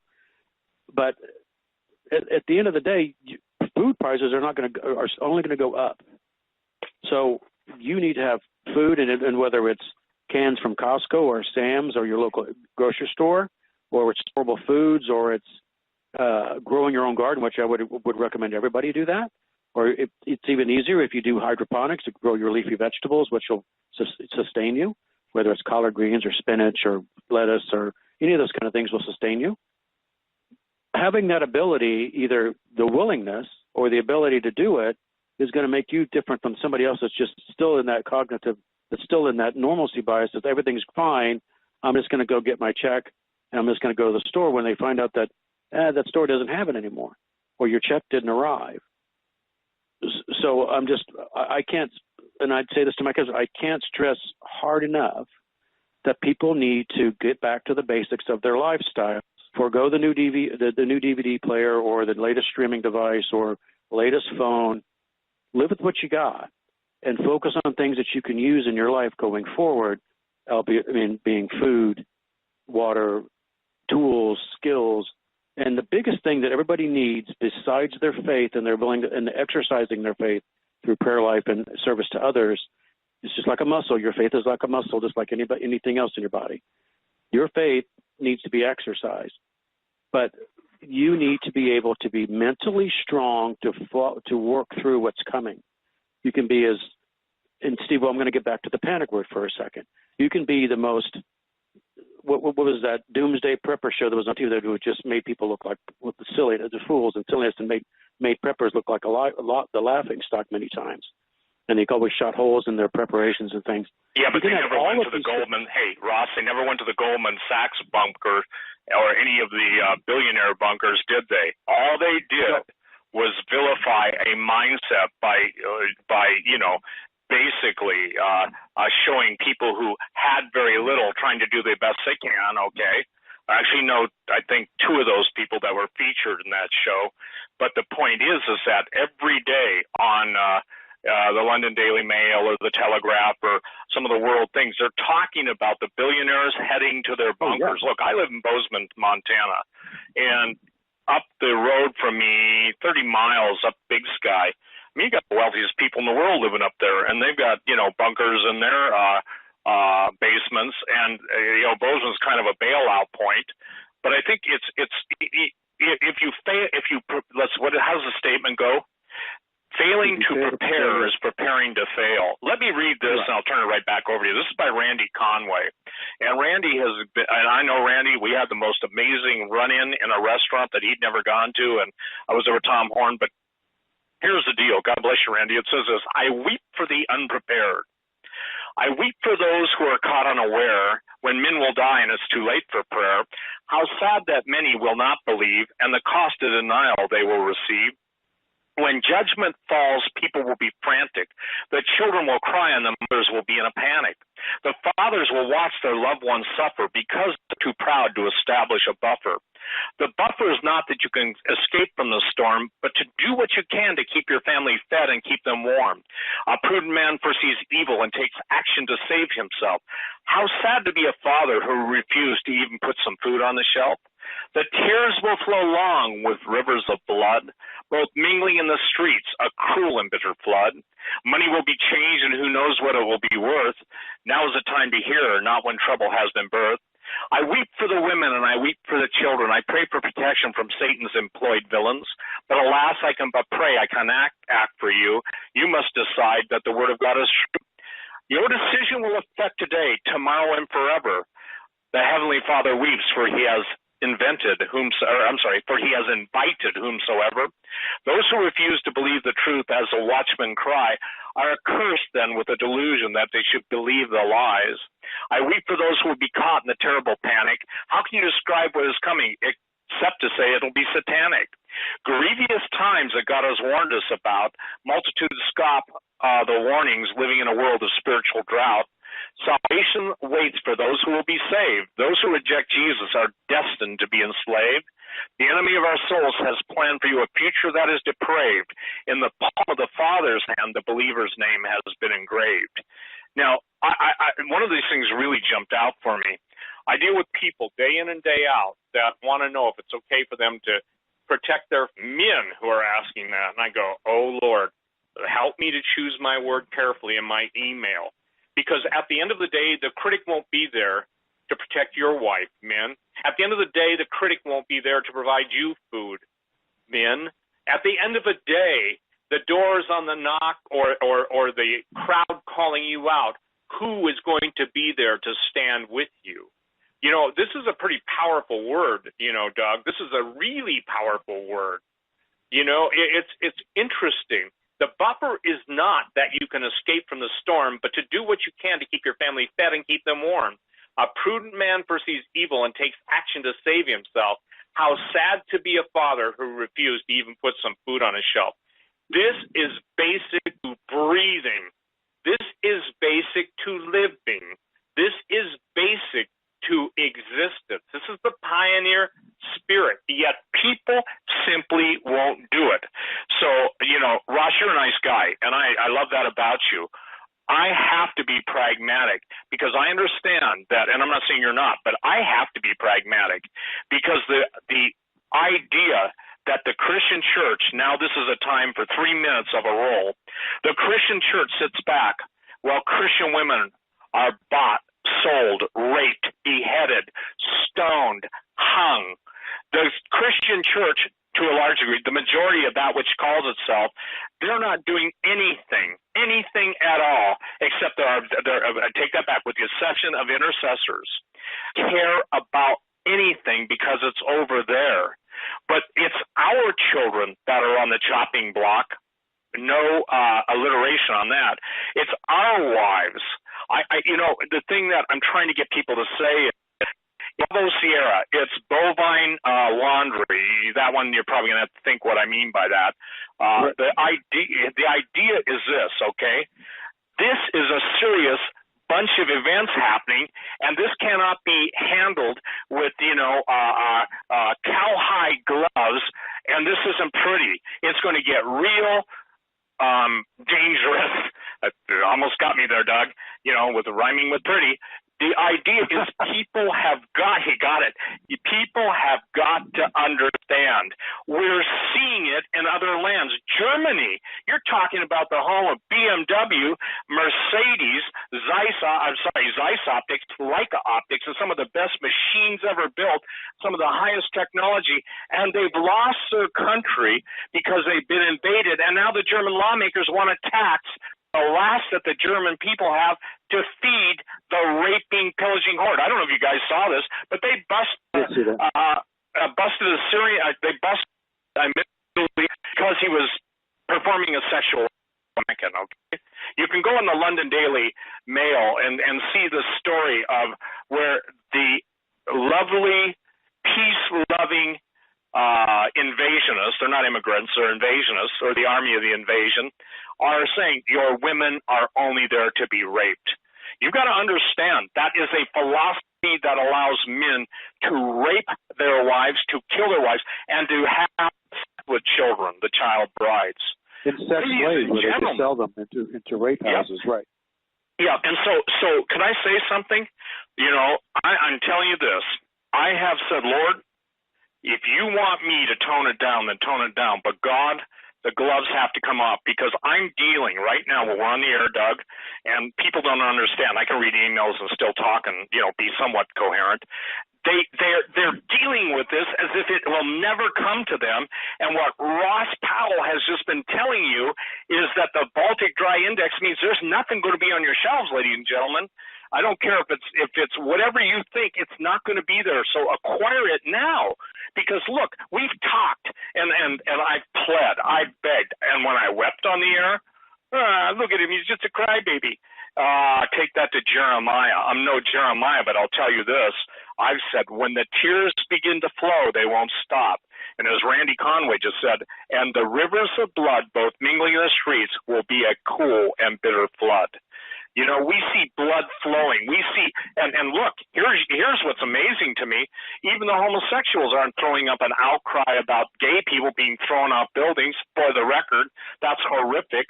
It's disgusting. Look, here's the deal. We have embraced a culture of death. We worship death. It's in our movies. It's in our rock and roll. It's in the video games. You don't think video games aren't a culture of death? And yet, when Jesus comes and said, I have come that you might have life and have it more abundantly, you know what we say? Move over, Jesus. I'm too busy with my video game. Now, I mean no disrespect to the Son of God with that statement. But everything, and where's the Christian's outrage when the head of a billion believing members, billion whatever, Doug, you probably know, Catholic Church, basically says everybody goes to heaven. Yeah, Jesus said, no man comes unto the Father. I mean, you see, here's what I'm saying, and then I'm going to turn it over, and maybe I better just turn it over. People don't get it. I'll give you a good example. People, will quote about the four horsemen of the apocalypse, okay? So Sheila Zielinski writes the Green Gospel. If you don't understand that the pale horse, behold a pale horse, that, what was the name of the guy that wrote that book? I can't think of his name right now. Bill Cooper. The pale horse, yeah. Cooper. The bottom line is that we're now seeing Agenda 21 unfolding in Oregon. We saw it wanting to take hold of Nevada. Here's the deal. It's not enough to get your stuff. They want the strife to take your life, okay? I'm not trying to be Randy Conway. He is one of a kind. But when Sheila wrote the Green Gospel, the New World Religion, she nailed it, okay? And I'm going to read something because I can't say any better than this. There exists a group of clandestine, self-proclaimed ruling oligarchs who are, in fact, soulless pagans, she was nice there, with designs on reshaping the world into a state of complete global governance where everyone embraces the goddess Gaia as God. Christians are at war with this group and don't even know it. Their endgame is to destroy constitutional liberties, the free market economy through deindustrialization, and ultimately population reduction. Even more frightening is their astonishing plan to reinstate a form of paganism dating back to Nimrod. These people want to control every aspect of your life and to exert dominance over every single daily activity. Now, ladies and gentlemen, that's a mouthful, and I'm just going to use the last minute before we turn it over and Ross can take questions. Doug, I have purposed in my heart, and Ross, if you haven't said this, I'm going to, anytime I go and talk radio, I'm going to speak as if it's my last time to speak.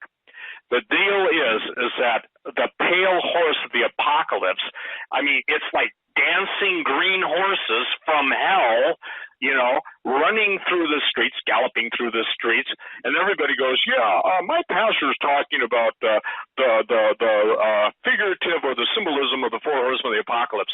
I said, go and look at Agenda 21. Dave Hodges writes about it. Sheila nails it. And yet so many people will not identify. This is the fourth horse of the apocalypse, okay? And so, somebody said, now chill. I hear you, now chill. I'd say you, pal, Sage Raider, you better warm up because you better grow up and warm up. Steve. The idea is this, Doug. There is no passion in the church for righteousness. There is no passion in the name for Jesus. The radio wars, all the wars going on in Christendom, I'm not kidding you. Watch who talks about Jesus versus quoting Scripture, and they understand the spirit behind the living God. I just want to give a quick update. At the top of the show, I mentioned about the Chinese actually releasing their GDP for the last quarter and the full year. And the numbers just broke during the break. So that's a bad pun, but the numbers just broke. So they came up at 6.8% in Q4 and 6.9% in the full year. You can believe it, whether you want to believe it or not. The Asian markets are pretty much mixed. It's nothing's really going on. The pre-market or the future market for the Dow is up 109, S&P is up 12, and the Nasdaq futures are up 19. So that says that we may get a bounce tomorrow. Whether we can sustain it or not, I don't know. So those of you who have lost your shorts over the last 14, 15 days, you might get a little bounce, but I wouldn't hold my cup thinking that's just going to overflow.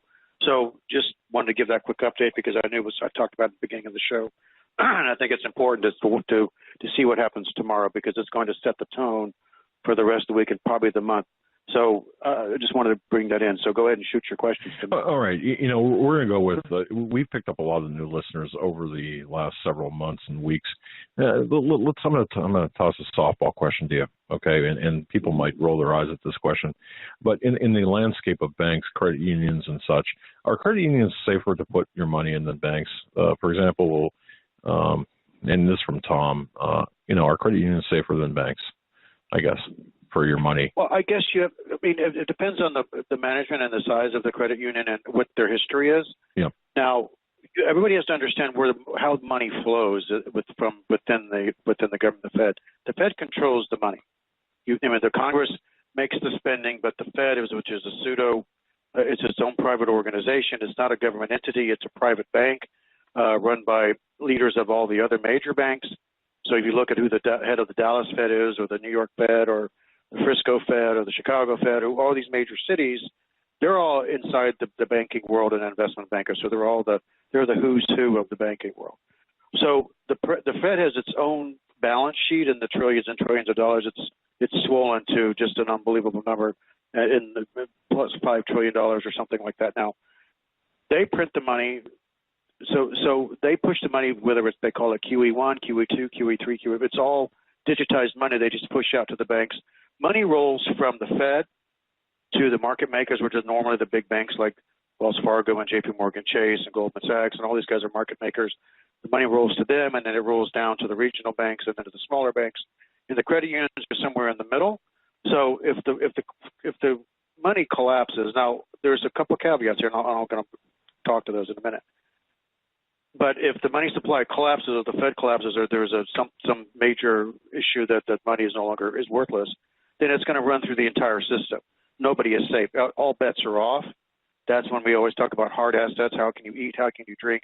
How can you grow your own crops? How you can protect yourself, cover your head, so you're not sleeping in your face in the mud, to quote Bubba on Forrest Gump.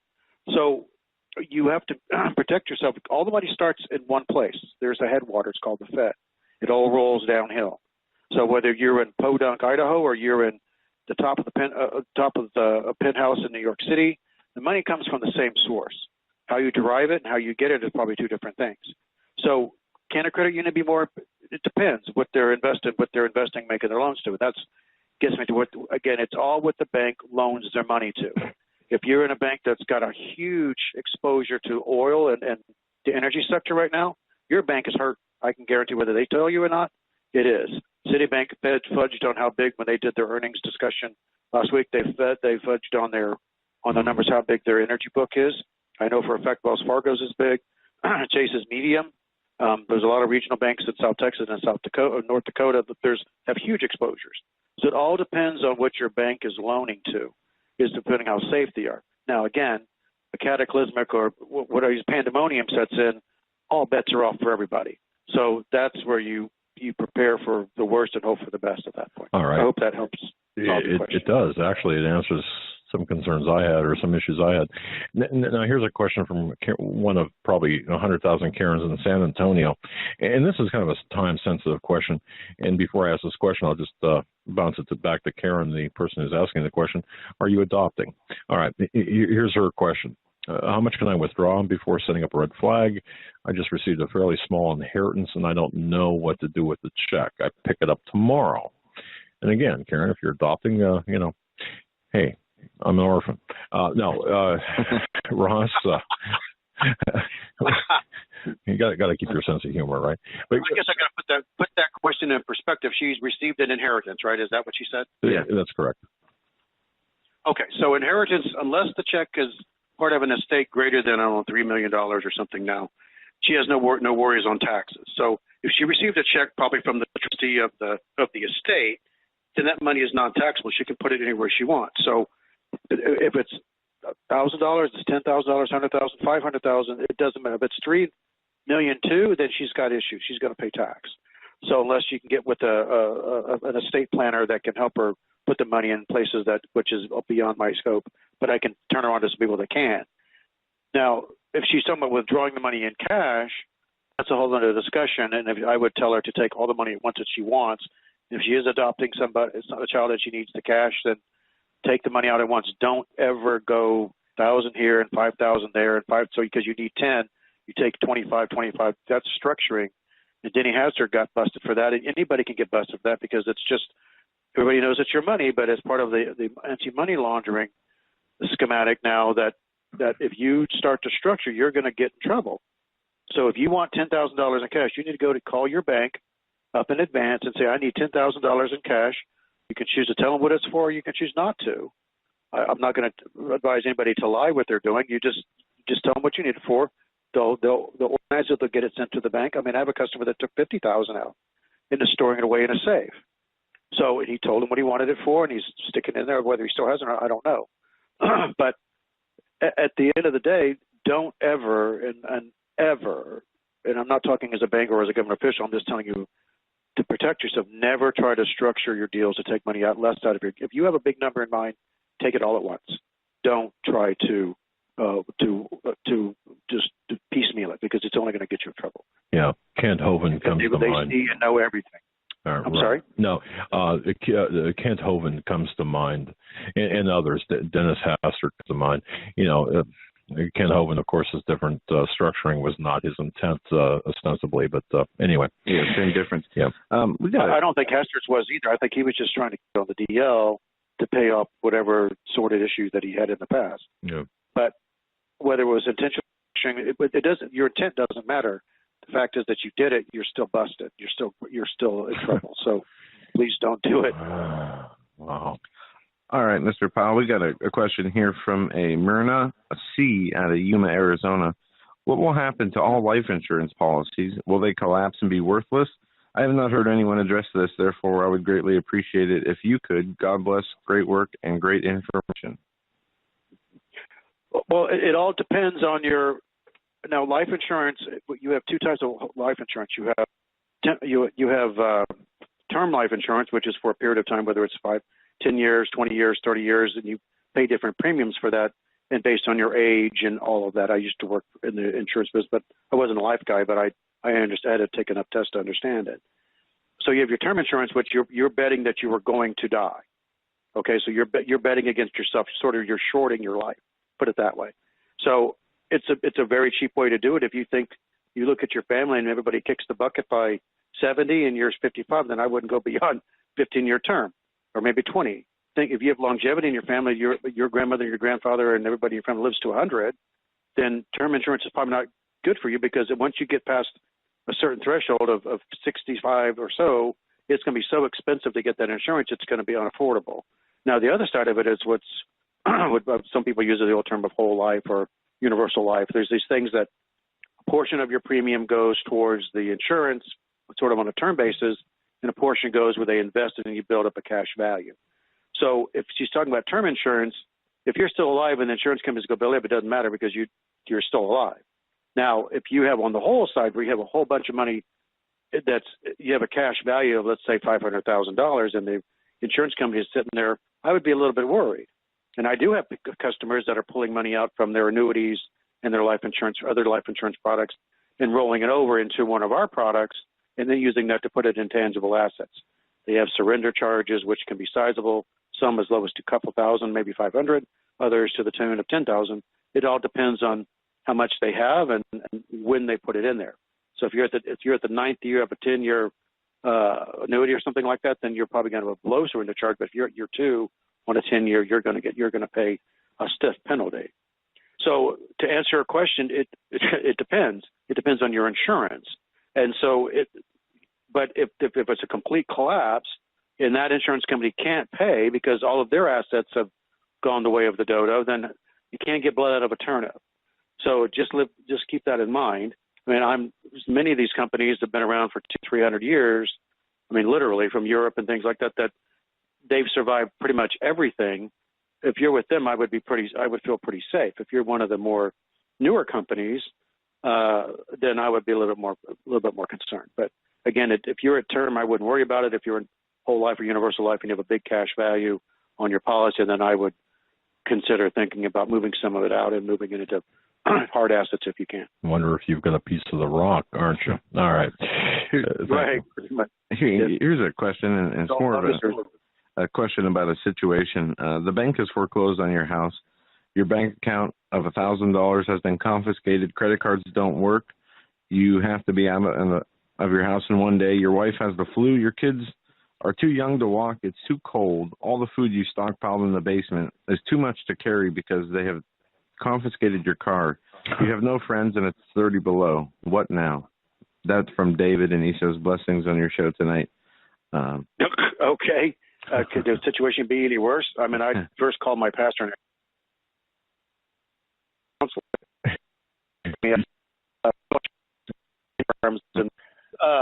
but if they didn't confiscate your wheelbarrow, you can hump that stuff down the street that way, cover it with a blanket. You have bicycles, things like that. I mean, that's just a ridiculous question. No offense to whoever wrote it. I'm just saying that situation is, if it's his, I'll pray for him. What was his name? There is no name left. Yeah, that's all right. Okay, all right. Well, I suspect that's a hypothetical question. I'm sorry, David is the actual person who asked. Well, right, man. To David, I don't. If you're listening, you can call me and we can talk through some other ideas. I don't know what to do without hearing all the facts. I mean, I would hope that you would have an attorney to stop some of that. They can't make you homeless necessarily. You have to have some ways of even eating, and your homestead has a certain rights, and you have ability not to make you homeless with no car, no credit, no nothing. They can't do that. Right. So I would reach out to, if you can't afford an attorney, find somebody that would do it pro bono for your case. There's all kinds of public defenders that may take your case. They may do some side work. So I would definitely reach out. Number one, reach out to an attorney. Number two, reach out if you have a faith organization. Reach out to them. Check into some local homeless shelters for families. There's plenty of those these days. All of those things will let you catch your breath and get back on your feet, so that you're not living on the street and, number one, getting sick or victimized by people on the street, because that happens a lot these days. So the short answer is get a lawyer and go to a shelter and regroup. And get some friends and pray. And yeah, indeed. Right. Exactly. All right. This comes from a listener who it appears that may have talked to you in the past, but when you take, for example, I'll just, because this person asked for anonymity, if I would come to you, Ross, and say, look, I'd like to buy, or I'd like to funnel or take possession of precious metals. I don't know. Let's say I've got $100,000 that I want to invest in, or 50 or whatever it might be, or whatever, right. Whatever money, it doesn't matter. But I want to, let's see here. I'm trying to figure out how to, let's see. Okay, I'm going to purchase and maintain physical possession of precious metals. We know that's legal, but will this move be on the record for the government to know that you've got precious metals in your physical possession? I'm not exactly. Do you share records with the government, I guess, is what he's asking, or does the government know about that's this? That's more of a question for Steve, because I don't actually sell the metals. That I would send them to Steve or a litany of other metals dealers, maybe locally. But there's yeah. I can answer that. Obviously, I deal with that every day. Thank you, Ross. The deal is that all transactions are accounted for. And I tell people, if that is a concern, then ship it to the post office box, get a post office box. And, the point is that there's no way to cover it up, because in order to ship precious metals, the precious metal dealer, in this case me, I have to have cleared funds, a check or a bank wire, and once those funds, we ship them. The safest way is to avoid shipping them to your home, shipping into a P.O. box, and then all metals are shipped either registered mail, FedEx, overnight on gold, this is how my company does it, and 3-day on silver upon cleared funds. Cleared funds means not when it clears your bank, but when the receiving bank clears it. So the only way to answer that question is you either pick it up, you wire ahead of time and come, and some people do this. They prefer to just come to Montana. I'm not saying that's the best way, or they just get a P.O. box at the post office, or even one of those, whatever they call postal box rental places. That is the safest way. It does two things. Number one, I'll tell you this, most people don't get it, but the postal situation, we were told this by a postal inspector on the West Coast and in Chicago and some of the other major cities, has become very difficult. The U.S. Post Office does a great job in monitoring registered mail. Registered means obviously it's checked in. If it goes from me, let's say to Ross Powell, in Texas. It'll go from me to Denver, from Denver to Dallas, from Dallas to Austin. Every point it goes, it's checked in. So the best way is basically have it shipped to a P.O. box. That way you have nobody who's an agent delivering it. Nobody knows. And obviously, what some people do, and this is all perfectly legal, they get a P.O. box in another town, have it delivered. The post office has to hold it because it's registered. You have to sign for precious metals. Now, one of my clients, FedEx, got in a lot of trouble because some, dumb driver left a rather sizable amount of metals on his front porch, and you can't do that. So by the grace of God, he's a believer, nothing was stolen. So it's becoming problematic, Doug. It's becoming problematic. Once you have an event that Ross is talking about, cyber attack, once you have anything that shuts down commerce, you will not be able to get delivery of any metals. That's it in a nutshell. Or even if you have them sitting in a repository or depository, you can't get them. Now, the other thing, Steve, is some types of metals and the size of the purchases are reportable, like silver bars over 100 ounces or 1,000 ounces have to be reported separately.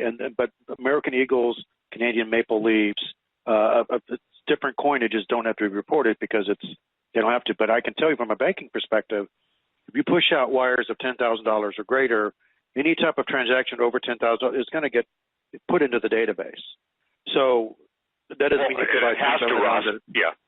It has to, because the deal is, look, it's not the amount, it's the fact that it's traceable. People say, should I go withdraw, X number of dollars and pay for it in cash? No, it's not, because that puts an extra step in there that puts them at risk. Listen, there's still some semblance of free trade, okay? Free trade, I'll define that, is still being able to send a check or send a wire. What they're looking for is structuring, which you explained very well, and they're looking for people that pay cash, okay? And I got to tell you, very few people outside of buying a couple $100 pay cash for metals anymore, because it's easier just to send a check or a wire. Now, will they change that? Yes. And at some day, it's going to be trackable. Silver Eagles, Canadian maple silver, gold coins, whether they're U.S. gold eagles or Canadian maple leafs, there's no issues with those, okay? And there's no issues whatsoever. It's when people hear that if it's over 10,000, I think that's what you're saying, every bank has an internal reporting thing, and it's internal. The only time something goes external is on a suspicious activity transaction report right? Yep. Yep. Yeah, SAR. So the point is that it's still possible to buy it, but here's the point. The Chinese and the Russians and everybody's buying a lot of gold. There's still coins at stores like mine. There are a bunch of stores like mine, but the point is delivers everything. And when the delivery is slowed, the availability of products. So he said, well, I can walk down to my store and buy 20 ounces of silver. What do you mean there's no silver? I'm not being a smart aleck. I get this. I say, try and go down to that same store and buy 1,000 ounces of silver. Well, the guy only stocks 20 to 400 ounces. So it becomes problematic, okay? So there's no problem taking it, getting it, writing a check, writing a wire.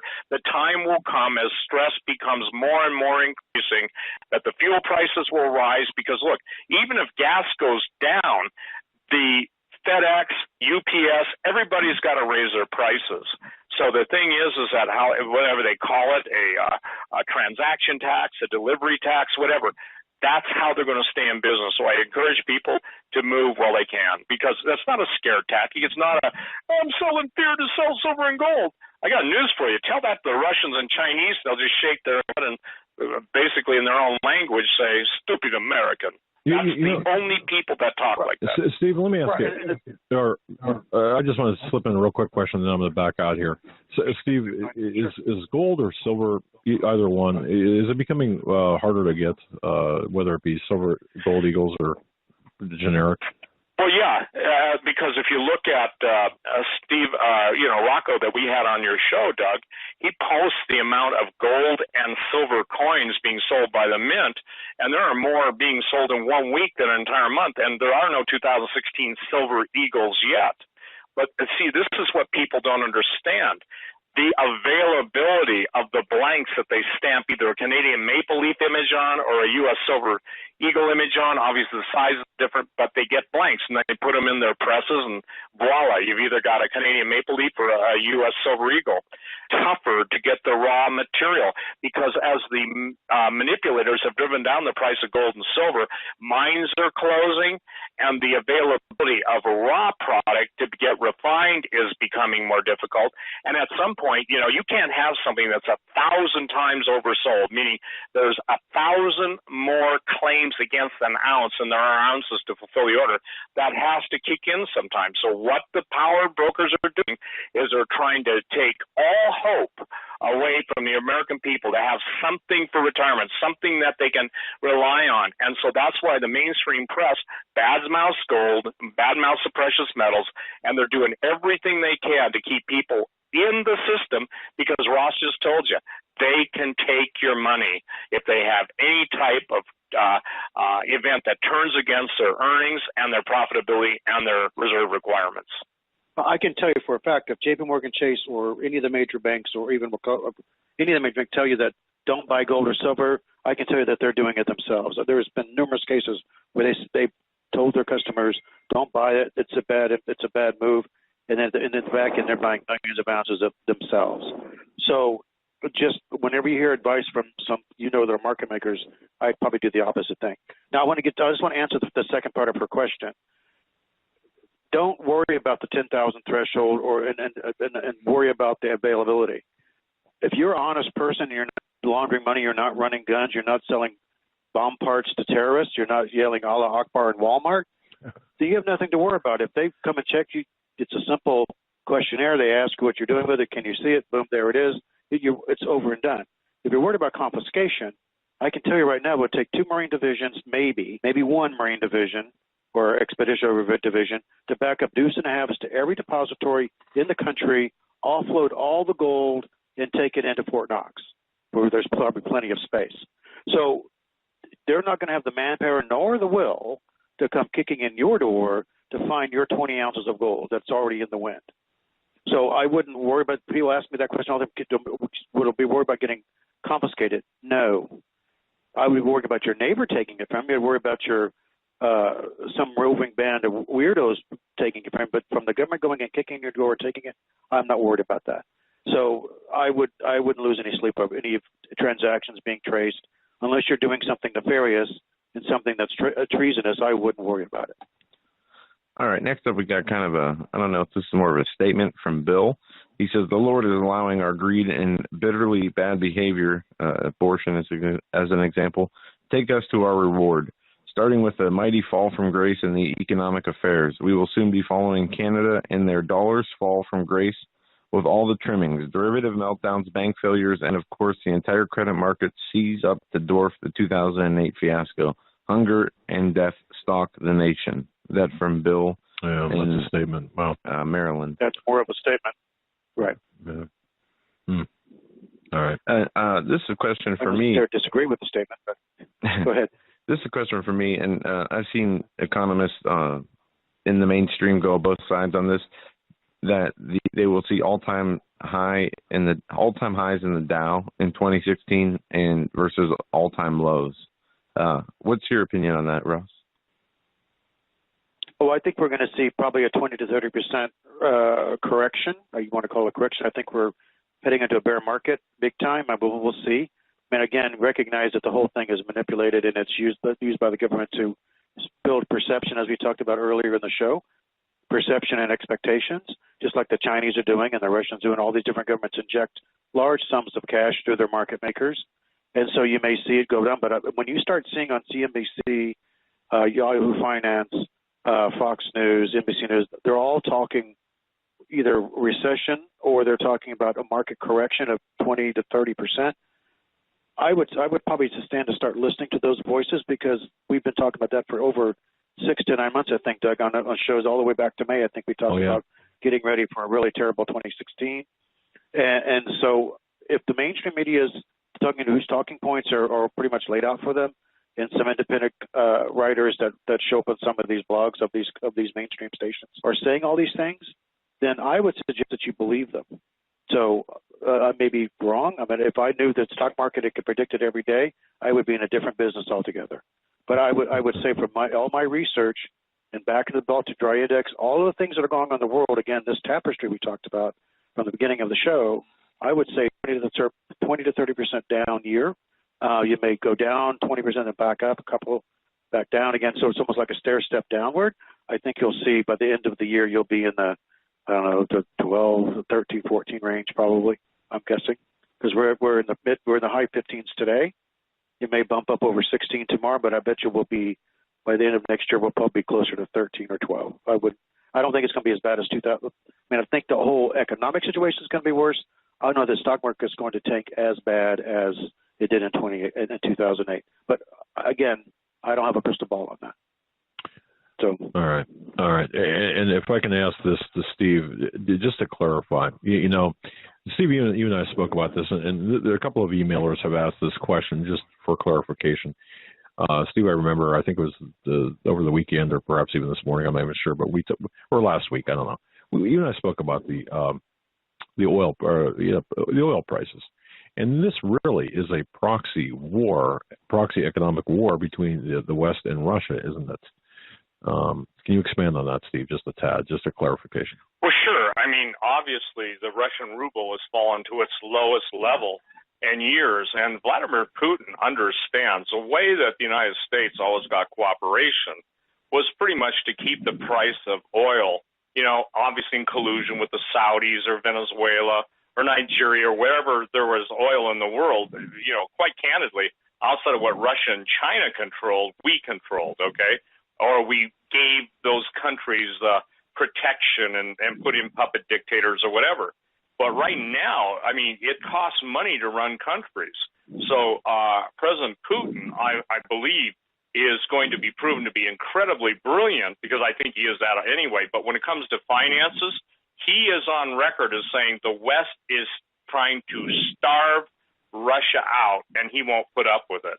And he said, basically, he intimated that Russia is ready to go to war at a certain point over that. Well, when we continue to, you know, do everything we can to provoke war, I want everybody to understand, you want to do a basic study in Russian war policy, they believe in first strike. And we've already seen, you know, what a real leader is in President Putin versus what a non-leader is and what we got. So the idea is that I'll share this to everybody. When they start ratcheting up, they're not going to put up with it, because to them, it's a strategic attack economically. And quite candidly, economic attacks can be as devastating as, and more devastating than bombs, bullets, rockets, etc. The only thing that changes the equation are nukes. So that's, Doug, what's going on. It is a design of the power brokers to try and control Russia and bring Russia to its knees. Understood. People don't get it.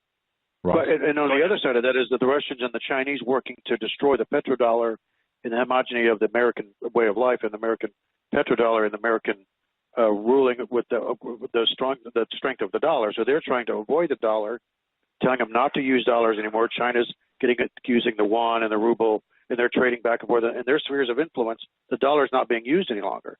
So they're fighting back through their own war of attrition through us. And so it's a constant duel. Some days we win, some days they win. So it's you're right, you're dead on. It's just not a shooting war yet. Okay. But I would hold on to my head that it might be. Sorry about that, Doug. No, that's great. Now, Ross, I'm going to direct this question to you, because this, to me, is the epitome of someone with blinders. Okay, and this is a 6-part question. I'm just going to boil it down into really a couple of yeah. This from a listener who has a mental disconnect. He lives in Santa Clarita, California. All right, and this to me is the epitome of the population. I mean, this reflects the majority of the uninformed population, or the people who have bought into the lie. And if that hurts the emailer, well, so be it. He writes this. Please tell me where the disconnect is in Santa Clarita, California, where I reside. Hey, you know what? Everything is rosy. No, I'm paraphrasing, of course. The city is over a dozen car dealerships, exclusive Mercedes, BMW. Every day of the week, I see trucks of new cars being delivered to these dealers. which means that they are selling cars like crazy. California issues license plate numerical sequence, so you can tell the newness of the car by its license plate number. I'd estimate that at least 80% of all the cars on the road here are new, within 3 years or old or younger. New housing construction going up all over the place. There are at least 6 new tracks going up, and you know what? They got them all right there. And you know, every time I drive by, no shortage of cars in the parking lot. It indicates people they're buying. And you know what? I look around. I don't have to step over homeless people because I don't see any.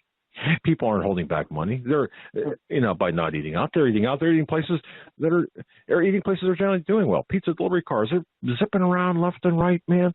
That's expensive food. I just don't see. And here's the kicker. I just don't see with my own little eyes. I can't spy with my little eyes that the economy is just as bad as you're alleging, Ross and Steve. Shame on you. So, Ross, what do you say to that? Sure. Okay. I'd like that gentleman to take his Mercedes into Detroit, Cleveland, parts of Pennsylvania, parts of Texas, parts of Arizona, etc. So he's living in a bubble. I hate to tell him he's living in the OC, and he is deluded himself, because if he got out of his bubble and drove around a little bit, he would be dead. He would have a completely different view of it. So I'd love for the gentleman to take a ride around the country and talk to folks who are out of work, get out of his bubble, and I'm great that he's living the life. More power to you. I just think that's a one in a million chance that's not here. I mean, in San Antonio, we're growing as well. So, but there's a lot of parts of the country that are not. Right. And just because you're growing today, just because there's lots of cars in the mall, and just because you're selling cars, doesn't mean that that's prudent to do, or that it's going to continue.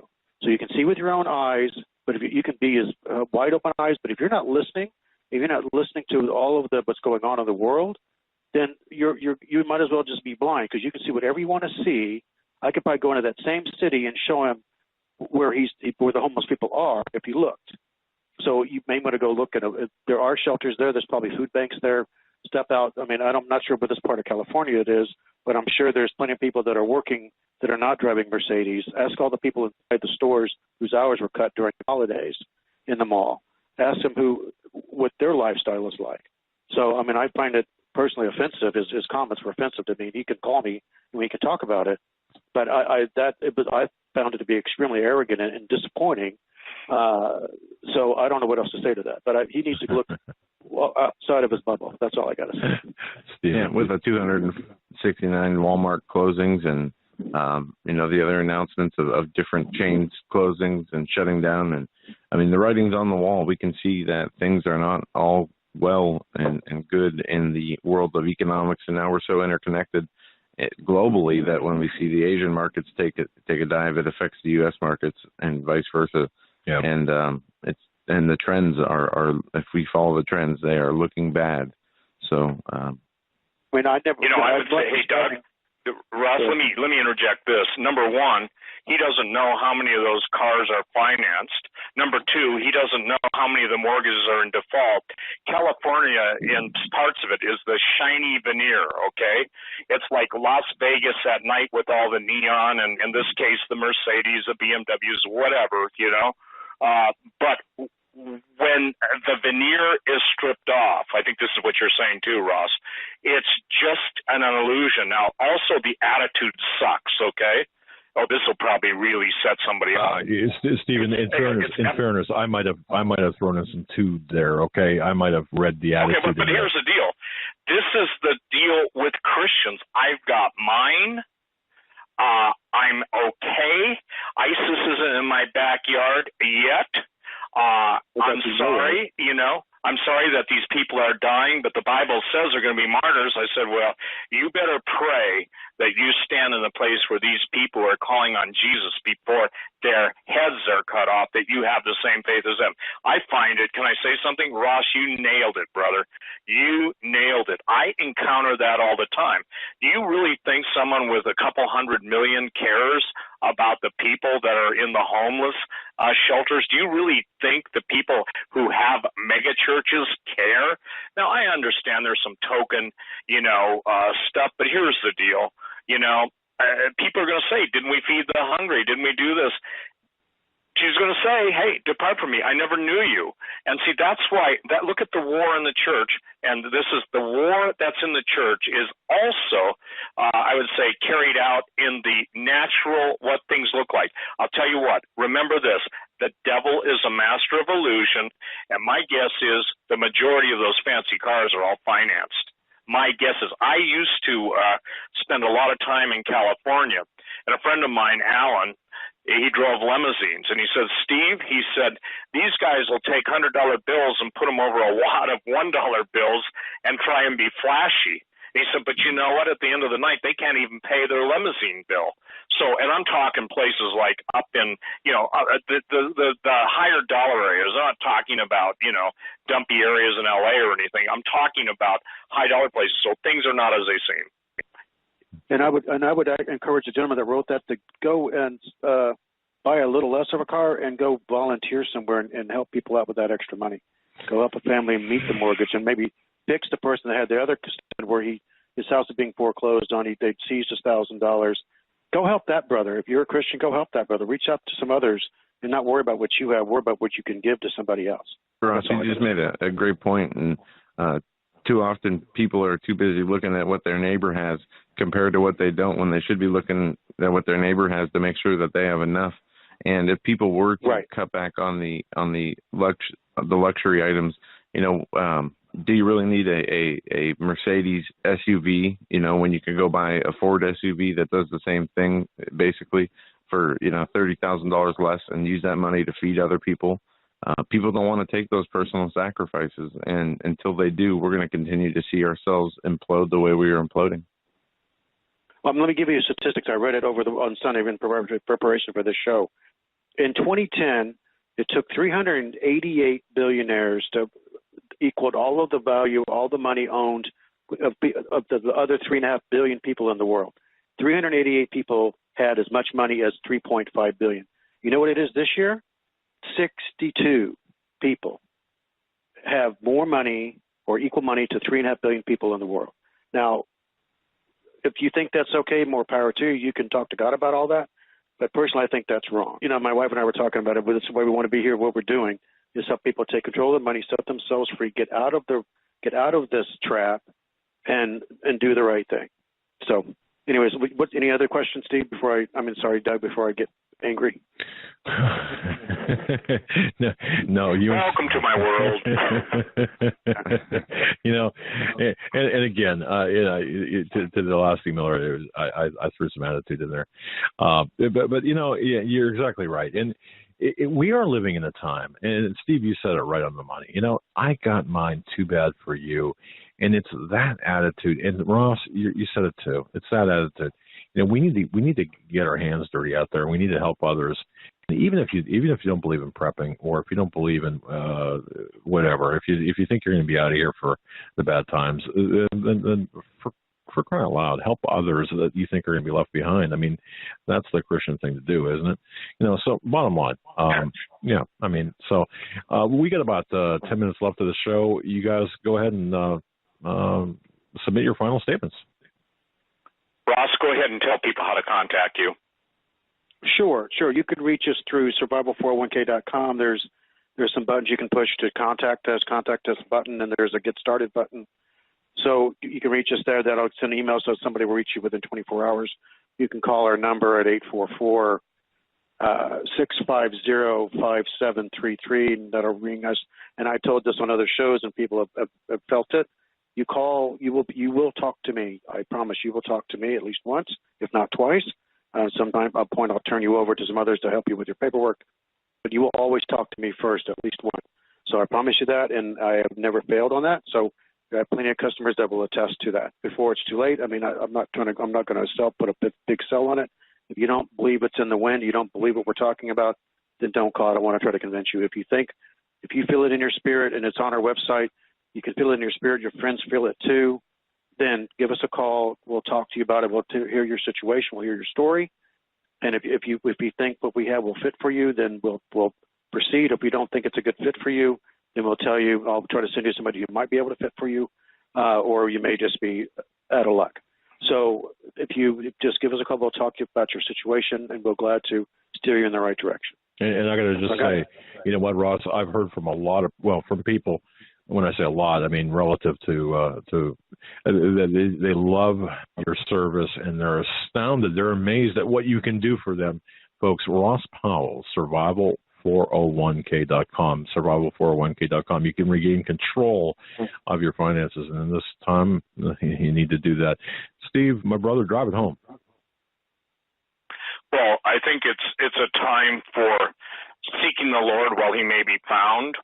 I think that given my micro outburst, the amount of denial and the amount of trying to kill the messengers, listen, the day will come when there won't be any more messengers on talk radio, because we know what is the future for talk radio.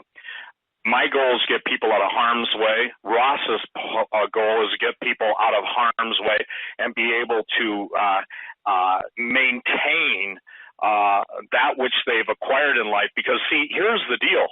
It's amazing. They take your money. They take your life. All money, basically, is a measure of someone's skill.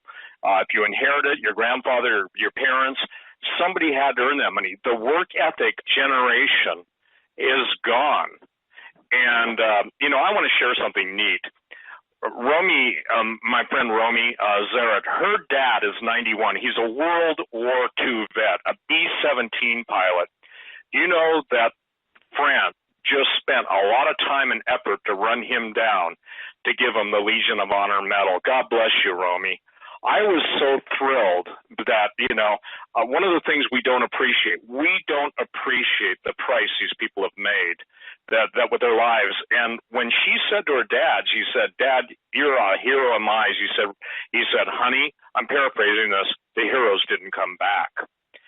The idea that a nation would find one man, by the way, there aren't that many living B-17 pilots, And so I just want to take the time to honor her dad, because this man is amazing. And I called her and I said, "Romy, you tell your dad I really, really, really thank him." And I also said, "Ask me he wants to go for a helicopter ride." So the point is that, when you've got men that are humble, but they have paid the price, 91 years old, and a nation seeks you out to give you the Medal of Honor, that's the equivalent of our Congressional Medal of Honor. The thing is, I think that deserves to be said. So I just want to honor that man, and I thank God, because people don't understand how much intercession that she puts into this show, Doug. She covers you, she covers me, and it's different than praying. When an intercessor is called by God, I want to put this into perspective, they literally cover your life with theirs. They're taking the arrows. They're taking the bullets. They're taking Satan's full frontal attack and covering with their life.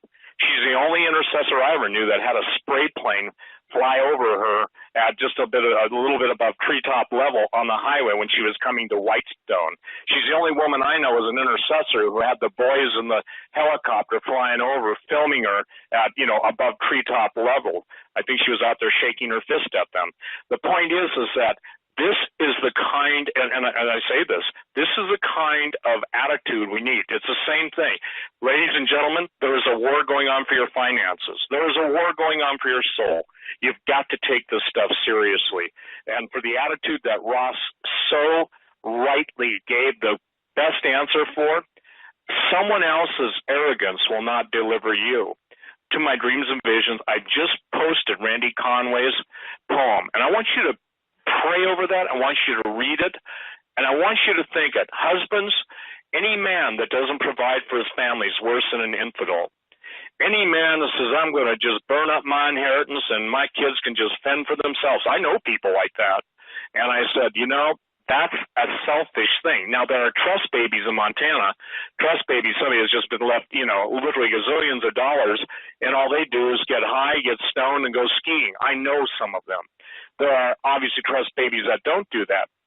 But remember this, everything we have enjoyed about freedom, everything we have enjoyed about the blessing of living in this country, all those blessings are vanishing before your eyes. And just because you're eating filet mignon, there are people eating out of garbage cans. Just because you're sleeping and I'm sleeping in a very nice bed, there are people that have no place to lay their head. And by the way, I'm not a do-gooder, goody two-shoes. I step up to the pump. I have a family that sponsors this show, and they don't want me to tell who their names are, and rightly so. But these guys have given, literally mid-six figures away in truckloads of food to send to the food banks on the West Coast. That's, Doug, the kind of people we got listening. I got news for you. At this point in my life, I'm 65. The only thing that counts is doing everything I can do to help whoever I can help. I know I can't help everybody, and I'm talking about prayer, teaching them and stuff. Now, there are people that absolutely are what are called perma-jerks, okay? They're like a weed. No matter what show I'm on, they always, grow up. But it's not the perma-weeds, it's the wheat that I'm concerned with.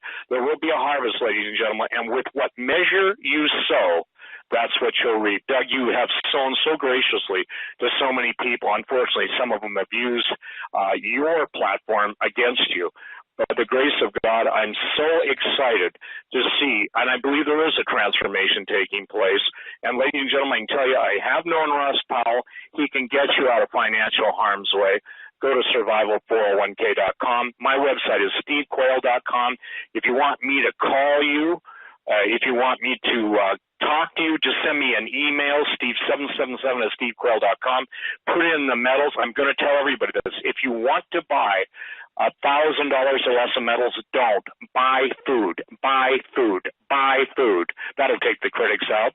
The point is that food is going to be the most cost-prohibitive, staple to get.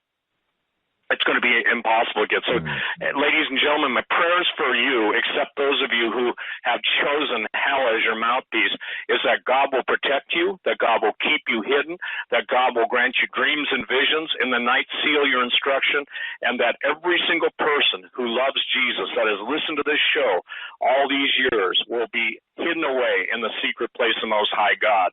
I don't have time to fight with this guy, that guy, any other guy, and I don't have time to enter into someone else's fight when I didn't create the mess. And, I'm sorry, but we must be about our Father's business. If we're about God's business, where's the time to be so involved in other people's business? God bless